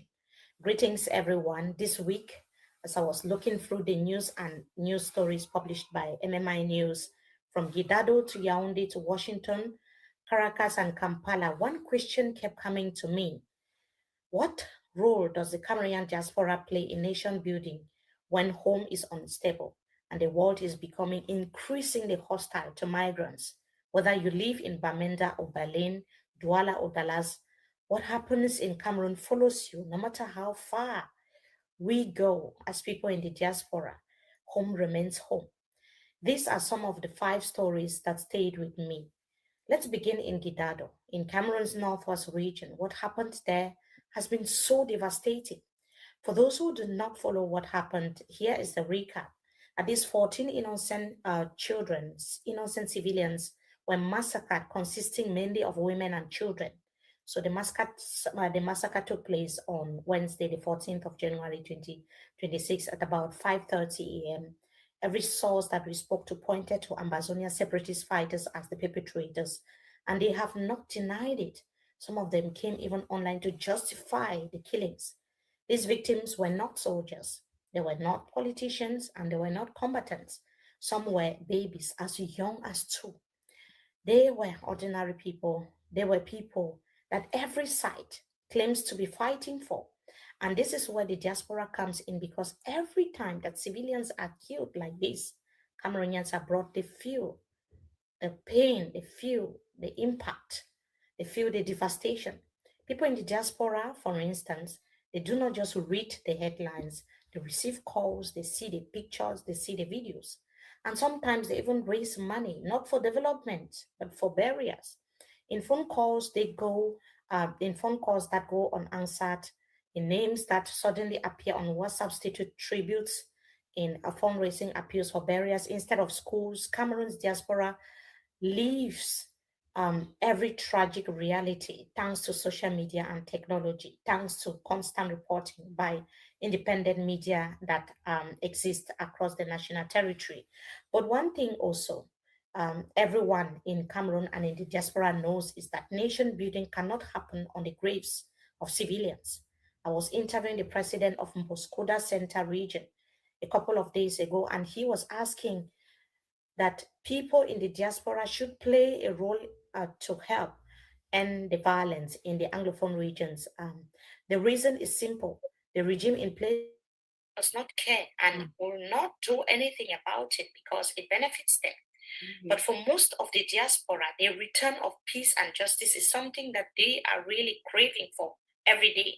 While a few are busy funding conflicts with guns, the question they need to ask themselves is how they sleep at night knowing that they turned their communities into graveyards and killed young women, killed young children.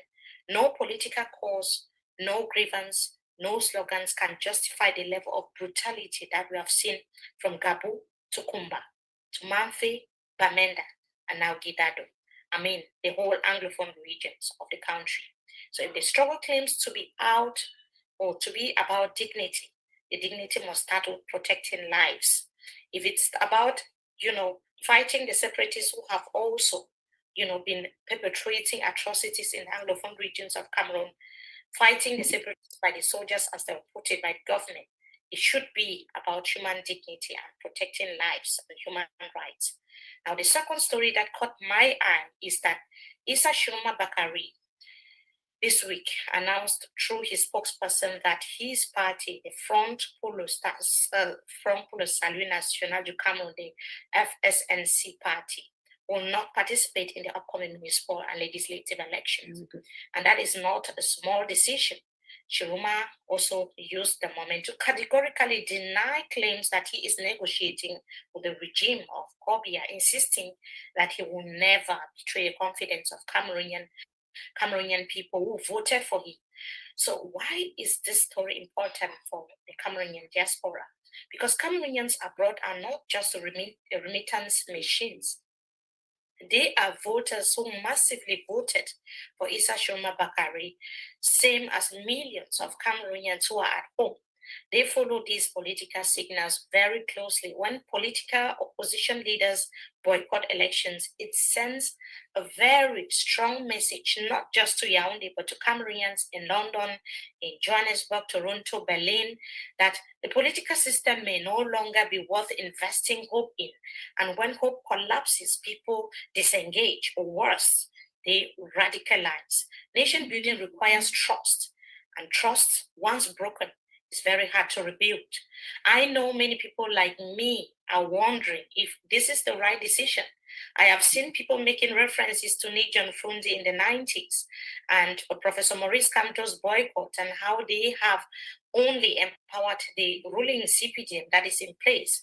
So many are wondering if Issa Tchiroma should go for the election. But the question is, will the regime even allow his party, given that they already started arresting many of his party members after the stolen election of October 2025? A lot of people are still behind bars. Many people have been killed, and the government has never apologized for the killings. In fact, they called for investigations, and we don't know where they are at the moment. Now, let's talk about the diaspora directly. This week, the Trump administration announced the suspension of certain immigration visas for nationals of 75 countries, including Cameroon. Let me clarify that this is not about tourists or students. It's about long-term migration, family reunification, and permanent settlement. But talking of permanent settlement, we cannot ignore the troubling case of Lokong, detained by U.S. Immigration and Customs Enforcement. He is a green card holder and has been living in the USA for more than 20 years. While he had a criminal record, his crimes were not cross-border or directly linked to immigration. For many Cameroonians abroad, this hit a nerve because no matter how long you have lived overseas, moments like this remind you of a hard truth. You're always one policy change away from uncertainty. A Native American can commit any crime and simply serve their sentence. But if you are a foreigner, even when you have permanent residence or a passport, this can always be taken away. And this is why the diaspora cannot afford to detach from Cameroon. Also, we see anti-immigrant sentiments rising globally.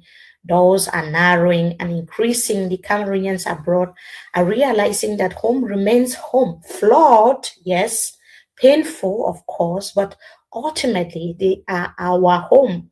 It is our home. And that is why diaspora voices matter, not just when they send money, but in ideas, in advocacy, and accountability, holding the power back home to account. Now, a foreign news report where I choose to return to is Venezuela, where the opposition leader Maria Corina Machado made global headlines by offering to share her Nobel Peace Prize with Donald Trump in exchange for political support to help her cause. It's controversial. Some see desperation, others see strategy. But contrasts that with Cameroon. Here, Issa Tchiroma is publicly rejecting any suggestion of backdoor dealings with the regime, insisting on political integrity and loyalty to voters. Two opposition figures, two countries, two very different approaches to legitimacy. One insists that legitimacy can only come from the people who voted him, while another is ready to ask a foreign leader for help to get in power.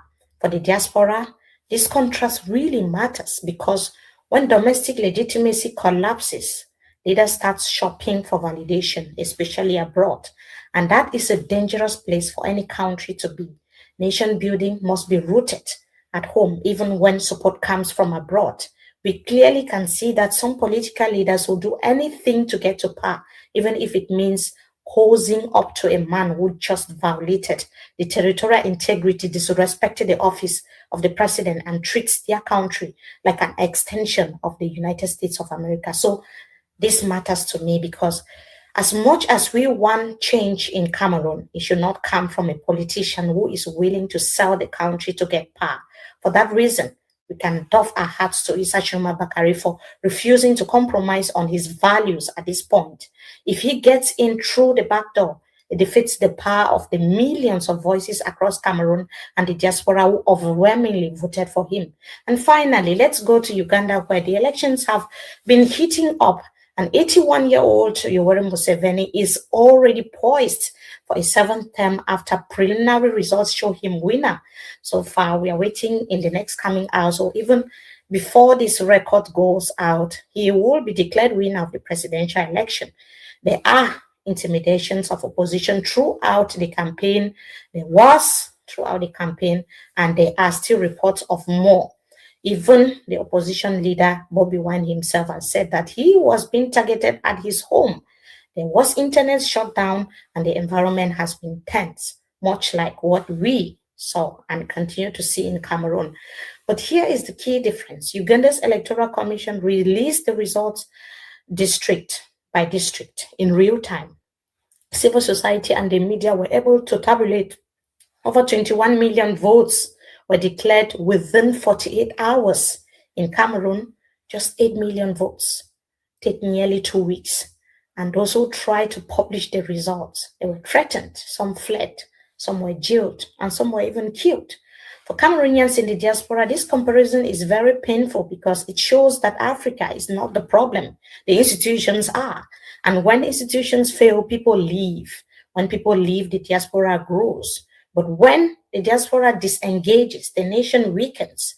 These stories caught my eye this week because they all point to one truth. Cameroonians abroad cannot build another country forever. At some point, the question of home returns. Nation building is not just the job of those inside Cameroon or those outside. It requires honesty, accountability, and courage from both. And until that happens, the headlines will keep repeating themselves in different towns, different countries, but with the same pain, agony, feelings that we continue to have. And that is what stood out for me this week. See you again next week for another news roundup. Thank you so much for watching, and goodbye. Oh, magnifique. Thank you for that news roundup, Mimi. Very relevant to the conversations that we're having here today. The diaspora has a significant role to play. I will turn this back to you, Judith, for the of the here. Thanks, Ari. Thank you so much. So what we are going to do now is try to look at the surveys and see how much response we have. If not, we will just make sure that those links stay live for people to take the survey. So Mike, I don't know if you can share a screen, if there is anything to be seen. I know people have been here for 3 hours, so if there is not much response, that's fine as well. I don't want it to become a reason for... Right, I think... Yeah, I was just going to suggest I looked at the results. We don't have a lot of participation on all the questions.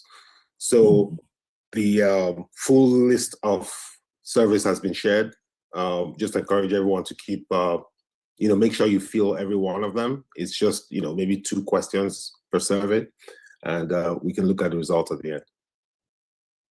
So, okay, so please, yes, thanks. So please continue to fill those surveys. And the hope is, I think Herman raised that already. Our plea with our panelists on here is that we will continue this conversation. There are lots of questions that have been put online. Unfortunately, because of crunch of time, I've been having text messages from some of the panelists. They need to drop off. So my proposal is this: we will take those questions. The next Zoom call will be to tackle the questions. So we will make sure that those questions are put out to the panelists. So please put your questions in the comment section. This is important, so that the question is answered at the next Zoom call by the panelists. My plea to the panelists is, some of you have said it online, everybody is listening. You will be with us. You have joined this officially. You will be with us. We're expecting you on the next Zoom calls. Pressure, yes, pressure. So we're expecting you on the next Zoom calls to answer the questions that people have listened to you today, because today really was the first time for a lot of people, including myself, to listen to you all. So we will take those questions and make sure that they're answered in the next session. What I'm going to ask here is Herman and I don't know if Jean-Bruno is still on. Is Jean-Bruno still on? Jean-Bruno, est-ce que tu es encore là? Je sais qu'il a été éjecté. Hein? OK, oui, il est là, il répond, il est là. OK, mais je dois lui monter. I'll try to unmute you. Yeah. Yes, it's okay. Okay. All right. Yes, Jean-Bruno, if you wanted to give some last comments or questions to the panelists, it's your turn. It's okay for me. J'avais une autre question à poser, c'était à Christopher Fomunyoh, mais je pense que dans sa dernière intervention, il a évoqué les aspects que je souhaitais mettre sur la table avec lui. Donc, je pense que pour le moment, ça va. OK. Bon, merci. Herman? Yeah. Oui, juste une question qui est revenue dans les commentaires à l'endroit du professeur Achille Mbembe.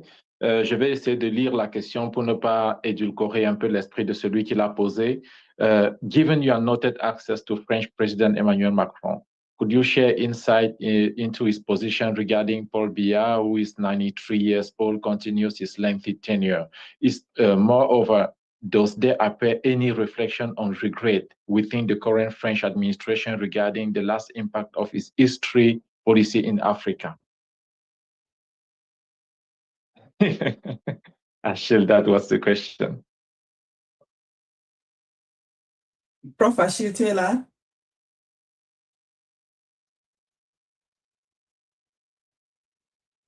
He might have dropped off. Yeah, maybe he was. Prof. Mbembe Taylor, are you there? Okay, that would be a question to be packed for, because he's one of those who had on that. We will come back on that question maybe later. Okay. Yes. Thank you, Judith. Okay. Yes. So last word, let's hear from Ben, and then Rebecca, and then Ben, Rebecca, Bernard, Armelle, and then we'll hand over back to Eric. Ben?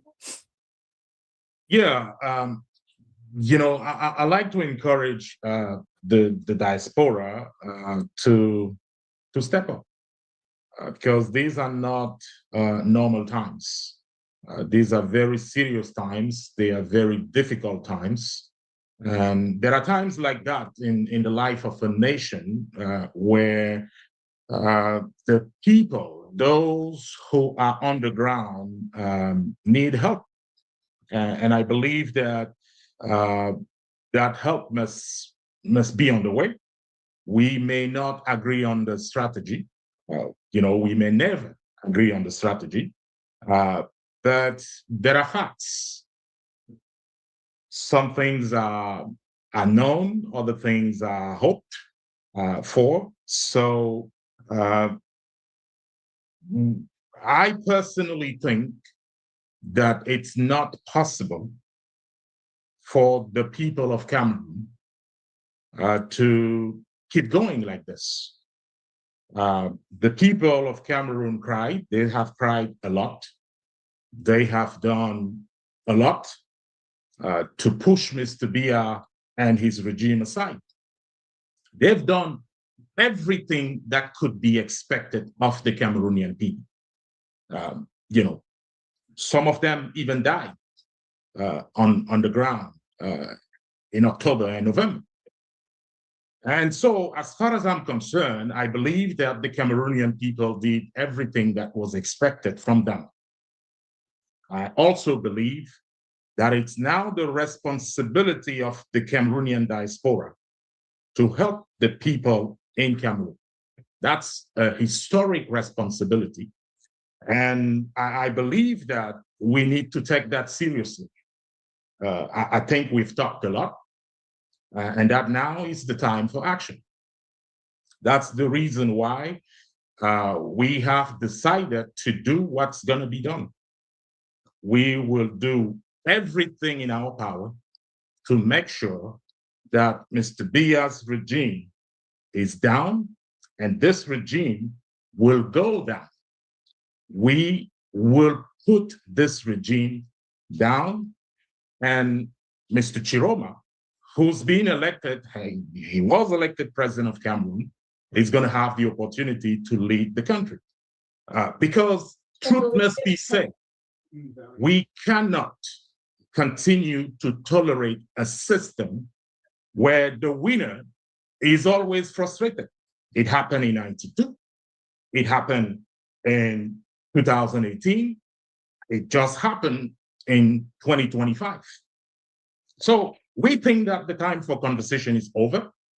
We've requested to meet a number of people, and depending on that conversation, we will do what needs to be done. And so I want to tell Cameroonians that help is on the way. We may not be in our strongest position, but we will make sure that Mr. Tchiroma has the opportunity to exercise his job as president of Cameroon. And so that's coming very soon. Thank you for having me here, and may God bless you. Thank you. God bless you too. Merci. Thank you. Thank you so much.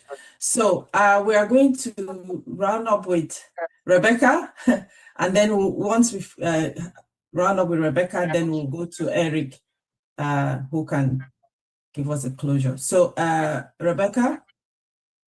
Wow, thank you so much. This has been an incredible conversation. Il faut qu'on continue. I think we need some more French in here.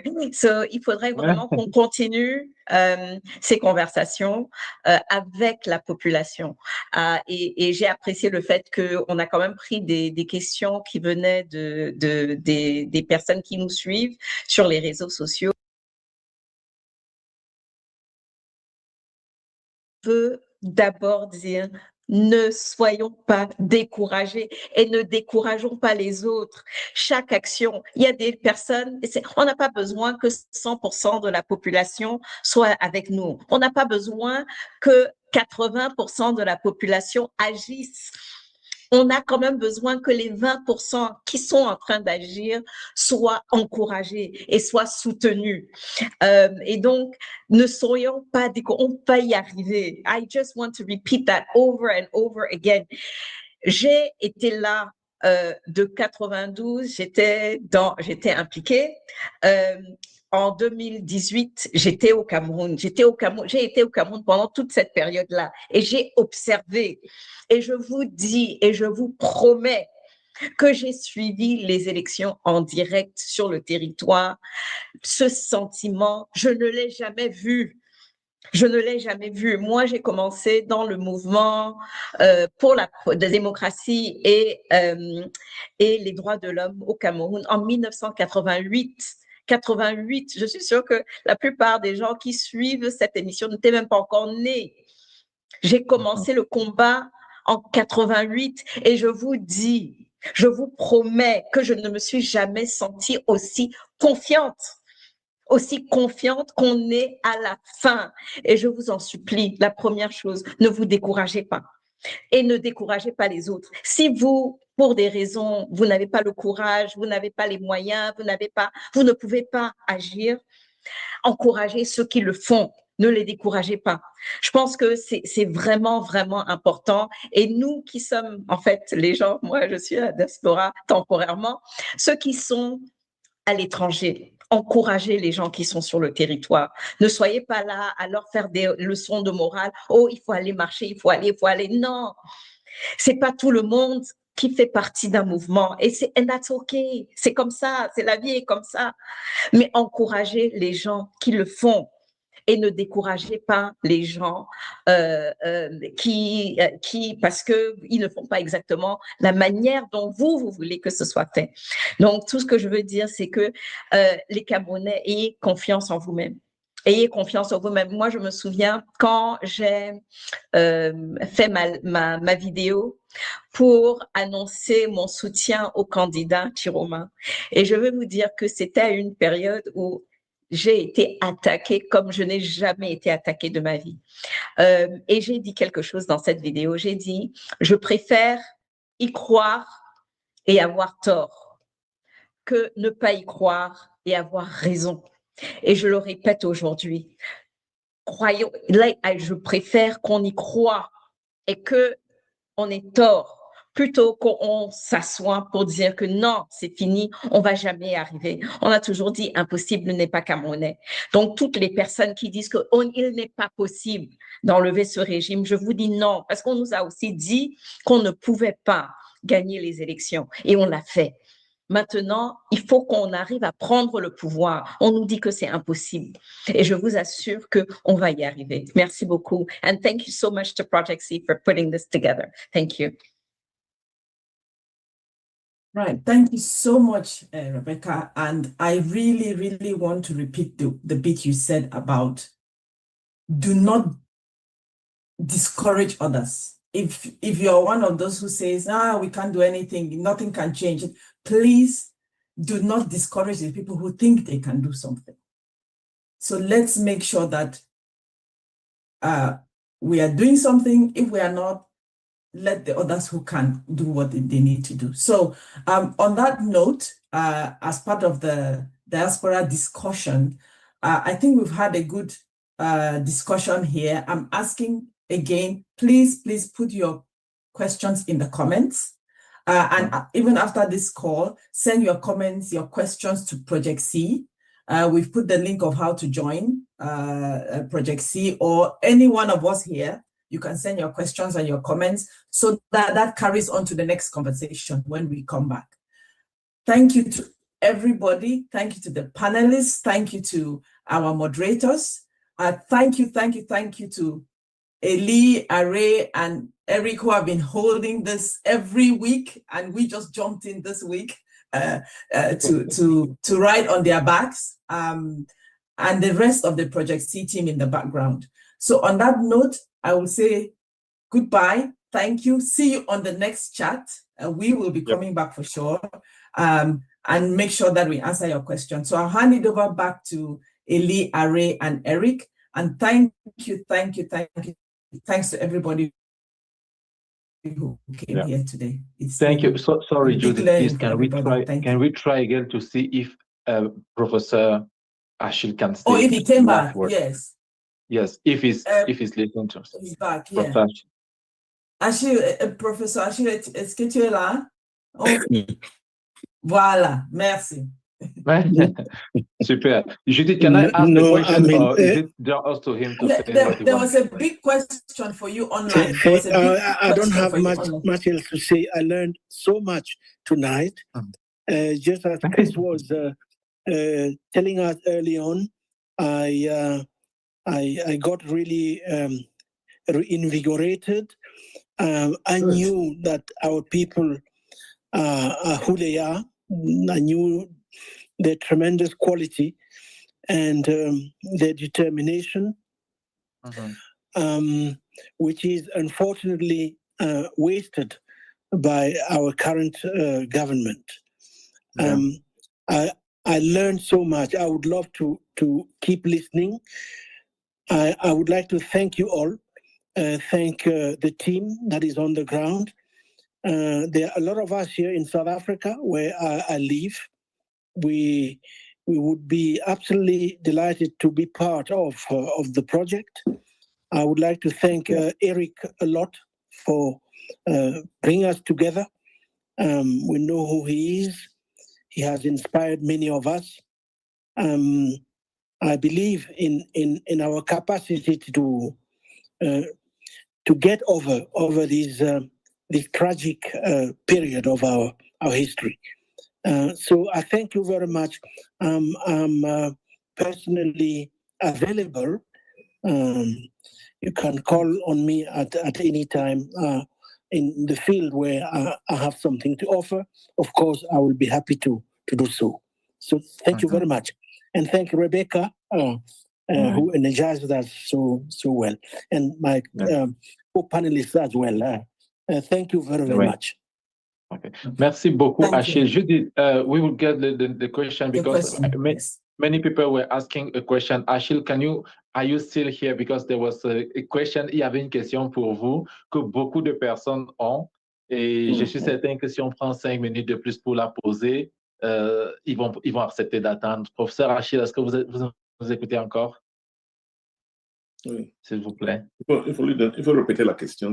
You want me to read it in English? Oui, Okay. la question, je suis là, j'ai quelques petits problèmes à entendre, donc je dois mettre mon téléphone tout près de mon oreille. Oui, il y avait une question, c'est peut-être le mot de la fin, mais je vais essayer de garder la question telle qu'elle pour ne pas l'édulcorer, n'est-ce pas? Je vais me rassurer de la poser. Given you are noted access to French President Emmanuel Macron, could you share insight into his position regarding Paul Biya, who is 93 years old and who continues to his lengthy tenure? Significantly, what is President Macron thinks about his relationship with Cameroon? Is there any regret France has regarding its historical policy in Cameroon, and what does he say behind closed doors about Cameroon and this situation?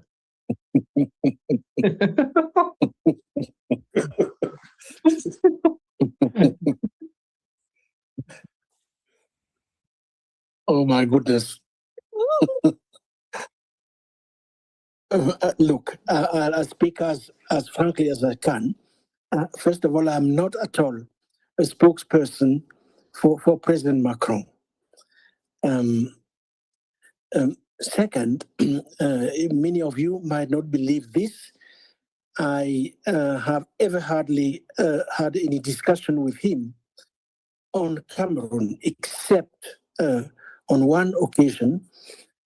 This was in relation to the setting up of a commission whose aim was to look into French responsibilities in the making of the regime that we have inherited after colonialism, because that's what it was all about. I have refrained from having any such discussion with him, which doesn't mean that if in a context of a collective effort, such as the one we are trying to frame around the Project C, if I'm mandated to say something to him while he's in power, because in any case, by next year he won't be in power, of course I will do that. But that's all I can say as far as the question itself is concerned. Macron believes that it's up to Africans to take care of themselves. He is taking care of his own people and the interests of his country. But if indeed we show that we can take care of ourselves, we'll be listened to. It's up to us. OK. Merci. C'est sûr qu'on voudrait en entendre. C'est sûr qu'il y a beaucoup. On sent que les gens ne sont pas encore satisfaits, mais bon, prochaine opportunité. Peut-être. Voilà. Merci beaucoup pour votre promesse d'être avec nous. On ne manquera pas. Merci beaucoup. Merci vraiment.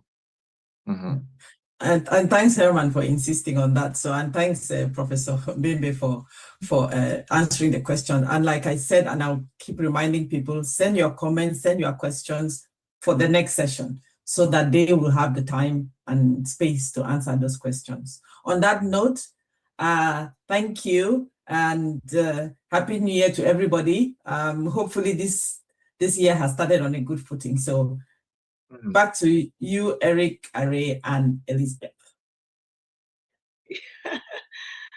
Okay, I know Eric is going to be on, and Are, we're looking for Are. Someone can put Are on. I didn't realize I was on, so Are can be on. Let me just start by saying Judith and Nagella, oh my goodness. So the first thing I was thinking is the diaspora has been called out directly and intentionally just by a spark in our conversation last week. And I think Nagella, who brought the angle of the diaspora out, and today we've had the most direct conversation with diaspora as we possibly can. And what is just, first of all, phenomenal is the showcase of what just a tiny fragment of what the diaspora is really what the panel represented here today. It was completely incredible. And, you know, Tchiroma, who's been here, it's not the first time he's been on this call, not the second or third time, but actually showed up today in person and, you know, graced the call was even more amazing. So, you know, personally, I just want to say thank you, thank you. It was just, I was really happy to be in the background and be able to do a lot more than I usually on Saturday morning. I love the break. But let me go ahead and say, for those of you who I know there's way more double who have great ideas and who see yourselves here, that what Project C is doing is exactly what we see today. Today to me has been so amazing because this is what I hoped and prayed for, that every week we probably can change and have this invigorating conversations. For until we get to doing that, we have not owned our space, we have not taken our power, and we're not ready for our country, and we'll continue going to be pointing fingers. So Becky, I want to thank you. I just can't call the names of every one of you honored guests on the panel who were here, and I know you're going to be back, and I know we're going to have more, but I just want to say that this was a turning point, January of 2026 for the diaspora, as Tchiroma gets ready to go back to Cameroon where he belongs and be the rightful president. So having said that, I'm going to pass it on to Are, and then I know Eric, you will be closing. Yes, thank you very much, Elizabeth. Like everybody else, I would say thank you to this wonderful, wonderful panel discussion that we've had today. And I just want to, I'll probably say this in French, which I'm sure will be surprising for everybody. Et pourtant, et pourtant, et pourtant. And yet, and yet, and yet, if we just look at just the amazing potential that the Cameroonian diaspora has, you'd ask why. I spent last night trying to do a dashboard of the financial resources that we raised prior to the elections, and it was minimal, and yet did so much damage to the regime. And you can imagine if there are just thousands of us coming together, putting aside all the things that have divided us, all the labels that we wear, keeping aside all our ego and putting forward what unites us the most, our common interest for a country that prospers. That wherever you've traveled across the world, whatever you've accomplished, deep down each one of us, there is something missing. The pride of coming from a country that we are really, truly proud of. And too often we think that the realization of that dream is destined or left in the hands of others. And so for 50 years, we've left that in the hands of others.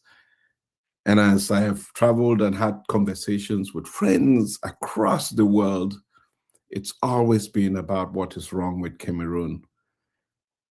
And yet, we are the ones that could make it right. And I think today has offered a window into what is possible, what can be possible when we get together and try to visualize the kind of future that we all aspire for. So I ask everyone that has been part of this conversation today, let this not be a pass-through. Let this not be an accident. Let this be an intentional participation in building something that 1 year from now we can really look back. Let me say 1 year from now, 3 months from now, we can stand up and point to tangible achievements that we have made. There's a reminder that we need to plan for the tomorrow that's going to come by investing in today. We have to be prepared for what comes next. It largely depends on each one of us just putting in very little, giving very little to get to where we should be. The links have gone, I've put the links. We have a channel, a WhatsApp channel you can follow us on. We have a website, projectcameroon.com, that you can go to. You can make donations to support this movement, but much more than your donations. Yes, we really need your donations, but much more than your donations is your involvement. You're being part of this story that's being written of the Cameroon that we want. I will end with those words, and yet, and yet, and yet. And I'll turn this over to Eric for a closing. Thanks a lot, Ari. Just take a minute. I know Eric, I'm so sorry because we're listening to you last, but right before you come on, I just think we really need to talk money directly. So we're going to have Kenny just for 1 minute, and then we're going to hand over to you and then shut it down. Thank you so much. Okay, thank you all. I think this has been a very spirited conversation. And I'm just going to start by a couple of things. First of all, projectcameroon.com. Make sure you have your phones open, your computers open, and your wallets out and ready to contribute. Right? Zelle 6366751766. Your PayPal, your Cash App. Guys, if you have never been excited about anything before, I'm sure today has got you excited. Because one thing is very clear, guys. We are in a war. We are in a war. But the subsection of what you saw today is a subsection of the diaspora. I'm telling you, super impressive. Super impressive. And if we have to pick sides to fight a war against the gang that we call the Biya regime, I tell you, we have that war already won. But we cannot win that war without your participation, your contributions financially. 4 million diasporans. Guys, I already mentioned this a little bit earlier. We started this journey a couple of months ago. What we have raised is very minimal. Minimal. And I think the number we have is like $73,000. Diasporans, that this war belongs to us. $73,000 is what I hear. Come on, guys. Come on. Open your wallets. Get your credit cards out. I'll repeat again. projectcameroon.com. Get ready. Let's go. Right? Zelle 6366751766. PayPal, Cash App. Don't get off this call today without giving us some money. Hey, let me stop. Not giving us, giving you some money. Because this money is meant to get you what you deserve. It's meant to reclaim what belongs to you, my friends, my brothers, my sisters. We can sit here and talk about other countries, but I think the message is loud and clear. This is our fight. France ain't gonna win for us. Trump doesn't give a shit. He even called us shithole countries. Okay, guys, listen. He called us shithole countries.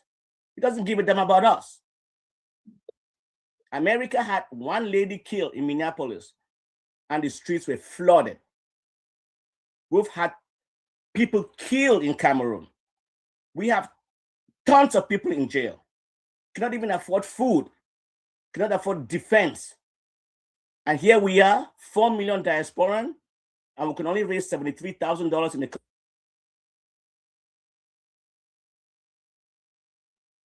Don't get off this call. I'm asking you, please, get your wallets out, okay? If you want to be impressed about something, this panel today is enough to impress you. It's enough to impress you. This panel, I'm telling you, I'm not going to dignify Bia's gang, because truly, I will go to war any day with the people that we heard today, and the potential of a lot more that we have. Guys, we have a lot in the bank. This is a short war and a long war, but it starts today. It starts today with what you are willing to contribute. It's a big fight. It's a big war. All options are on the table, guys. You've heard it today. Everybody talked about the different options that we want to use. All options are on the table. But ideas are ideas until we do something with it. Those ideas remain great ideas until there's action behind it. Those actions cost money. What you saw today, the brilliance of what you saw today, took a lot of work in the background. And it cost money. The news you heard today cost money. The platforms on which we have to scream on cost money. There are people in jail that need legal fight, cost money. The education to retrain our people of this psychological mindset that we've had the Bia regime messed them up. Guys, we are messed up people. And it's going to... Kenny, you're muted. Yeah, you're muted. Okay. Have I been muted the whole time? No. No. Okay. That better not be the case. But anyhow, what I'm saying is that, guys, we're fighting an unconventional war. This war requires unconventional approach. All options are on the table. We are fighting a messed up regime. They are scared. We had our elected president step up and spoke to us today. If that doesn't fire you up, I don't know what will. But I'm telling you guys, get fired up, because this war is about to be won. And you don't want to end up on the wrong side when this thing is won. Make your voices heard. Get into your wallets. Give us the money that we need to fight this fight. Project C plays a very integral role.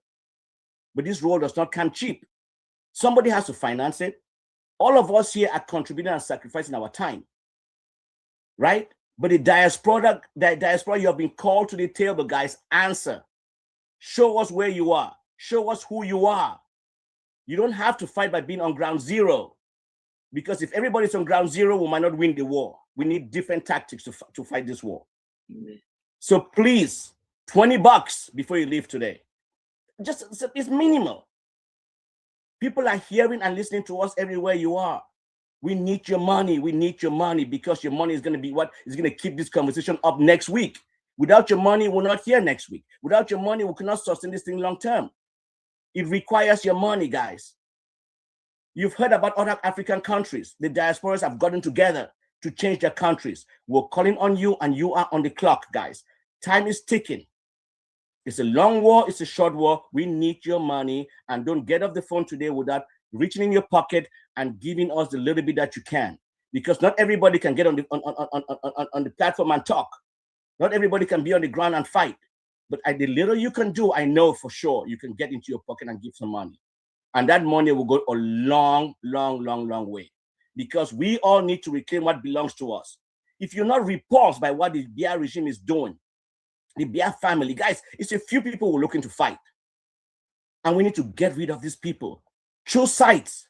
Our side is here, the people that spoke today and the many more that are out there. We are proud of who we are as a people. Let's show that pride in our pocket. It's not just talk, guys. Let's stop talking. Let's act. We need your money. We need your money. We need your money. Money, money, money. I'll repeat again one more time if I get off the phone. Right? ProjectCameroon.com. Slowly. ProjectCameroon.com. Open your computers. Open your phone. Give us your money. It's your money that is going to go to serve your purpose. Zelle 6366751766. Cash App, your credit card. It's not that difficult, guys. Give us some money. This fight is on. You are on. We're going to win this fight. I guarantee you this. Tchiroma came on here to bless us. Let's take that blessing and run with it. We shall win this fight. Whether you like it or not, just make sure that when we win, you're on the right side of the fight. We need your money. We need your voice. Don't get off this phone without giving us some money. It's your money for your fight. Thanks, Kenny. And all the links are on the chat, by the way. The links are on the chat, copy and paste. It's also going to be on the Project C WhatsApp group. If you're not a member yet, this is where you can get current information. This is where you can contact some of the admins you met today so that you can put your suggestion in and you can be on the call. And you can... Muted. Excuse me? Yes, Annette, go ahead. Annette, can't hear you. Okay. I think she said you were muted. You need to unmute as well. Oh, okay. No, we could hear you just fine. Okay, great. Thank you. Okay, so we got it. I'm just saying, guys, we're so excited. You know, today was different. I just say it's a turn. It's a turn around the corner. And I am just so excited because this is what this is about. It's not a person. It is faceless because it is the faces of Cameroonian people. And we really saw that today. And my prayer is that it really continues because there's so much that we have. You know, a country with diamond, uranium, gold. And if people are made from the earth, then we are that. We are those treasures. So I am just elated, very excited. And I just know that through Project C, and I'm sure many great organizations, you know, Cameroon will have its future, the one that it deserves. So Eric, we're going to have you close. We're going to get out of here. We're going to have you close. And we'll see you next week. And you know, next week is going to be more invigorating. You never know. Tchiroma might be here. But next week is going to be great because we're going to answer all those questions. This is a communication, and this is a meeting, is a fireplace conversation for the diasporans. Yes. All right. Eric, thank you. Oh, great. I was trying to unmute and I thought, Elizabeth, you were doing it. Well, you know, just take 1 minute to say thank you all. Thanks everybody who's been with us for, my goodness, 4+ hours, 4 hours, 20 minutes, which is incredibly long, but I think I enjoyed every minute of it, and I hope you did. And I think we must continue this conversation next week. We'll see what Judith and Nagella and the rest of us think, but I hope we can continue it. I want to, you know, I plan to thank a lot of people, but I don't think I should do that because there are too many names. I want to just say 3 things I want us to retain. One is we'll try to get Bobby Wine of Uganda next week.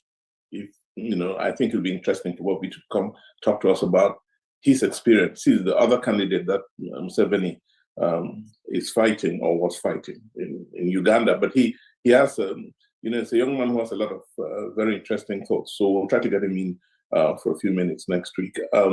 I think we should not forget the fact that the Catholic Church has still not issued its results of the elections, and even if it takes a year for them to do it, let's keep pushing them on it. I hope we do. Third thing I want to talk about is the ground action. Project C has amazing ground action with Wilson. I don't know if I should mention his name, but I have.